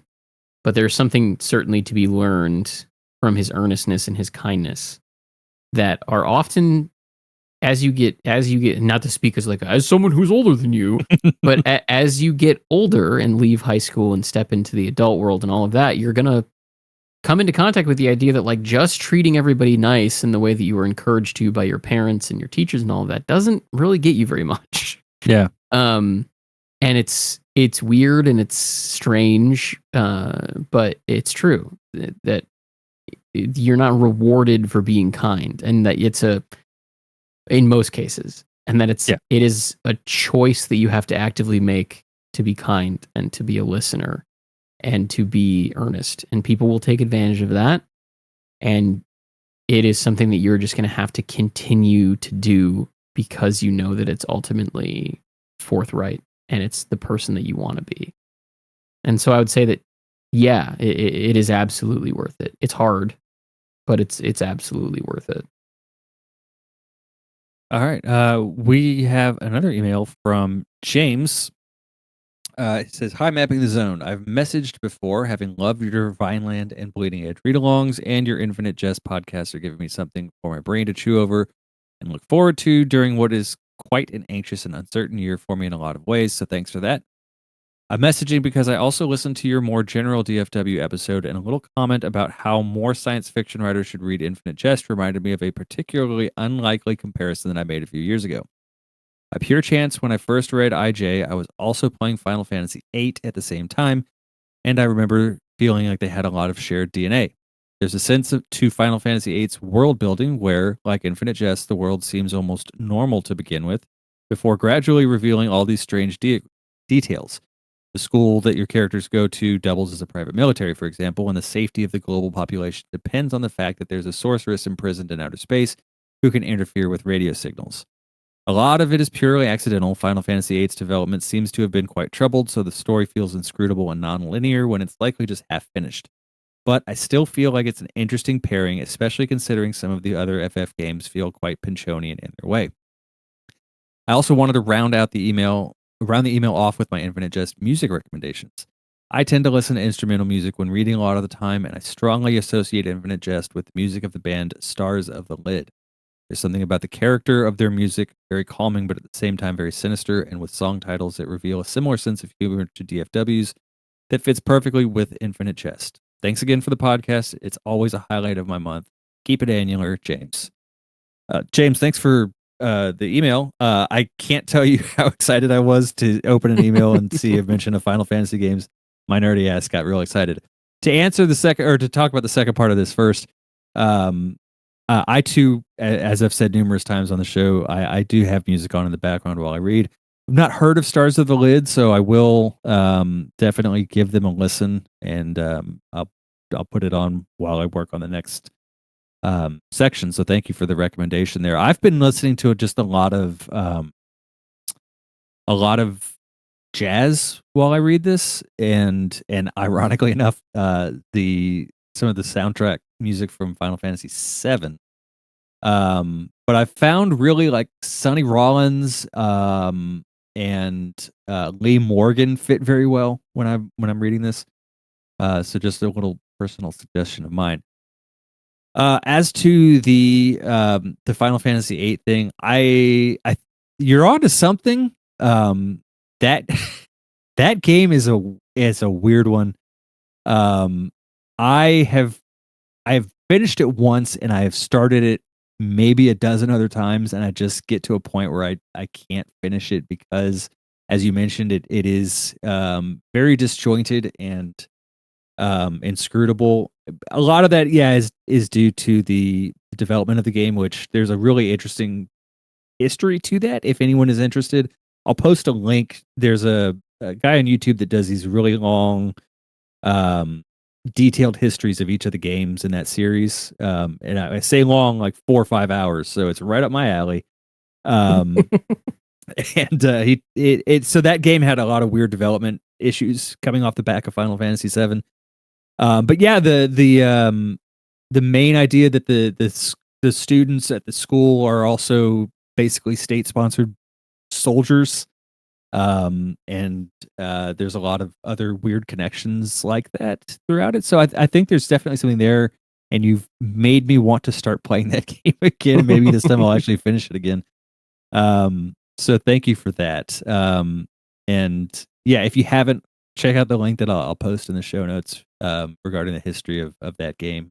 But thank you, James, and definitely keep sending music recommendations if you have some. I always need new stuff to listen to while I read, so I really appreciate it. I have not played Final Fantasy VIII. I have not played any Final Fantasy game, so I can't really comment on that. But another thing that I could say music recommendation wise that I've been doing is I've been listening to Brian Eno's ambient volumes Okay. while reading, because sometimes I read in public and I need something to drown out just sort of background noise. So I always go to pretty much ambient music when I do that because I can't do stuff with lyrics in it if I'm reading. I can't either. And I think Brian Eno's sort of electric soundscapes have been a good companion for Infinite Jest, as has Tim Hecker's music. Really like his stuff. And I would be remiss if I didn't shout out someone who I met through the Day of Foster Wallace subreddit. I am one of the moderators over there. He's called The Late Author, and he made a ambient record called Ambient Music for Infinite Jest. I listen to that fairly often. I did buy a copy of it on Bandcamp. So you can find that on Bandcamp. I'd highly recommend everyone go listen to it. It's pretty great. Nice. Lastly, I got a message on Reddit from the person that I had reached out to, as I mentioned earlier, about the Wardeen section. Their Reddit username is a high time, spelled time like the herb. And they said, I wasn't exactly won over by your initial episode because it seemed a bit superficial and you weren't catching a lot of what will turn out to be crucially important later. But this one was much better in relation to our second episode. I realize it's only one who's read it before and one who's just read it for the first time, so I cut you some slack regardless. There's another project that's been reading it essentially line by line, and you can easily take more than an hour to get through a dozen pages. Whether you realize it yet or not, every word is important and serves a purpose. Again, I do realize that's beyond the scope of your podcast, and you're doing the best you can. Just remember that a few critical plot points rely on a single word or phrase in the text, and if you miss them, the novel won't make sense. Yes, it is an intimidating thing. Nearly everything in the book is symbolic, of course, so I suggest spending more time recognizing it.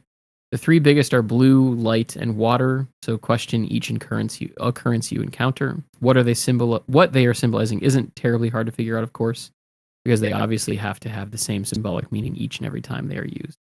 For example, the blue glitter shit that had been taken out of C's hotshot. Pemulus was absolutely not teaching his trusting little buddies how to play poker. Pages 116 to 117 and 120. He was using two-card Monty to steal their money. In other words, he's a con man, a confidence artist. This character-defining trait will become crucial later, so you should not have missed it this early in the novel. Yes, as noted, the whole book is essentially putting a puzzle together. Mario's earnestness and honesty are to be admired. However, his naivete certainly is not, since he's easily taken advantage of. You're absolutely correct that since it isn't doing so, there's no reason whatsoever to think the single-sentence scene on page 127 was supposed to demonstrate Marath's recall to accuracy. This previous scene was about deception, but he apparently also introduced a recontextualization of his prior accusation, which he will then use later. Murated is an obsolete Latin-derived word for walled. Le Murette, meaning the walled, was an Italian convent built in 1442 for their cloistered Walden nuns. Reflecting Marath's view of both now godless USA and Steepley, it was eventually abandoned due to flood damage, then transitioned into a men's prison in 1883. Tony Glynn hadn't been injured during an attempted insurance scam. His falsified report was the scam. The bricklayer story is a well-known comedic routine dating back more than a century, which is presumably why the email sender said, "Get a load," twice. I did not know that. I later looked it up, and there is actually a Mythbusters segment. Yes, where I had forgotten about that too. They run that, and apparently that this like sort of story was used in a couple of different places prior to the publication of Infinite Jest. So it is just sort of like a form joke, which is an interesting inclusion. Yes, the novel is essentially autofiction, so most of its major characters were based on Wallace's own life. The filmmaker himself obviously corresponds to Wallace's writing. Wild turkey abuse and infatuation with Mary Carr. Joelle corresponds to Mary Carr. Hal corresponds to intellectual tennis-playing marijuana-addicted Wallace. Avril corresponds to Wallace's own mother. Ennet House corresponds to Grenada House, where Wallace was a resident. Don Gately corresponds to Grenada House's live-in staffer known as Big Craig, and so on. Ree, the hero of non-action, the catatonic hero, the one beyond calm, divorced from all stimulus, carried here and there across sets by burly extras whose blood sings with retrograde amines. Consider Gately's effect on narrator James Incandenza at the end of the book. Notice also how James's description of his alcoholic father's abuse leading to his own alcohol abuse precedes similar attempts at AA meetings to justify substance abuse rather than accepting personal responsibility. The dialect scenes aren't really meant to demonstrate much cultural diversity, but like the story is obviously dubiously translated Quebecois French, they're demonstrating the diversity of language and resultant difficulty communicating, a big theme in Wallace's writing. You two obviously possess plenty of knowledge that I lack, so I look forward to hearing what you'll pick out. Thanks for those couple of different notes. I think that broadly, our show is just not, as you kind of acknowledge, our show is just not exhaustive enough where we're going to be able to talk about all of those individual sort of bits or themes. But I agree completely that like everything that is in this book is there completely intentionally. It all does connect. It all maps together. It is just a matter of being able to actually talk about this stuff in a broader based perspective. Because I think the other thing too, especially that you and I, and feel free to correct me if I'm wrong, but that you and I are really trying to do with this is more so encourage other people to read it, and less so than giving kind of a cryptext to everything that happens in the book. It is more about, here are the broad aspects of what's going on here. Here's what's important to kind of make this book less intimidating for folks, and make the book kind of more accessible. There's a time and a place absolutely to get really granular, but we're not totally invested in doing that, I don't think. No, not. We're already doing that with the kids today, and that's doing that with this one would just be so mentally exhausting. Yeah, very much so. And ultimately, I think so much of the joy in reading this book is in discovering it, and the reason why a lot of the sort of important stuff that takes place in the first couple chunks. Why I didn't talk about that, why we didn't talk about that, because I would assume you were kind of doing some self-censoring as well, is because I don't want someone to come into this book, read the first 100 pages, listen to our podcast, and then have the next 1,300, completely just like sort of spoiled for them. Like, yes, I like the fact that we're helping people kind of connect the structure of the book and see how these things kind of relate to one another. But I am not interested in fully sort of completing someone's experience with reading the book until the end. Yeah. I think the purpose of doing this and what could become other books like this down the road once we finish this one is really just to kind of bring people onto this work and give them, like you were saying, it's kind of like a primer in a sense, and just kind of give them the stepping stones of like, hey, in case you didn't already, go look at this part here, or think about how this is related to this, or that. So it's not as granular, and it wasn't meant to be from the get go. Could it have been? Sure, but like I said, that would just be. This would have to be a full-time job for us to do this against the day like that. I mean, we could probably have spent every single chunk of this 100 pages, like each sort of perspective shift, in its own episode, right? Like this is already going to be longer than any episode of the show that we've done so far. Oh yeah. But it could have been, so much more if that's what we were doing. I am very interested with your interpretation of the book essentially being autofiction from the perspective of Joelle representing Mary Carr and the different aspects of Wallace being represented in sort of each of the Incandenza siblings and family, so to speak. I would certainly keep an eye on that as we continue through, because we already sort of talked about it in terms of Hal representing, but I think that there's certainly some truth to the interpretation of the different members of the Incandenza family representing kind of different aspects of Wallace's life. Mm-hmm. Anything else? That's pretty much it that we have for correspondence. Yeah, I think so. Yeah. So for next episode, we're reading pages 306 to 410. There's a big page break on 410, which is where we're going to stop. If you do happen to have a different pagination, I will read out the last line for you on the page break, which is one of these really long sentences that he does. So I'm going to go to holding a light meter and something else too halated to make out on the tape. Open very wide for a homodontic laugh at something funny Clipperton has apparently just let slip. And that is where we will be stopping for next month. So until then, enjoy breaking down the content. If you like the show and you want to support us, if you think our show's worth $1, we'd love to have that dollar. You can donate it to us at ko-fi.com/mappingthezone. Any of the funds that we receive will be used to upgrade equipment and pay hosting fees and help make the show better. If you want to get in contact with us like one of our lovely listeners has with this episode, you can either email us at mappingthezonepod@gmail.com. You can reach out to us on Blue Sky at Mapping the Zone. We are also on Twitter at PinchOnPod. You can find us on Instagram at Mapping the Zone Podcast. You can also buy merch if you really feel so inclined at our spread shop, which is mappingthezone.myspreadshop.com. And there is an Infinite Jest shirt up there, designed by Luke, who is one of the other hosts on our principal show. We also are going to probably be adding more products to that as time goes on. Just a matter of finding the opportunity to design them. If you guys have any suggestions for shirts that you want us to make, feel free to let us know. Also, if you are interested, I did recently start posting some writing to Substack. You can find me on Substack at Fostering Kate, and it'll just be sort of periodic article posts or bits of my writing that didn't get accepted for publication in other journals. I'll put a link to that in the show notes too.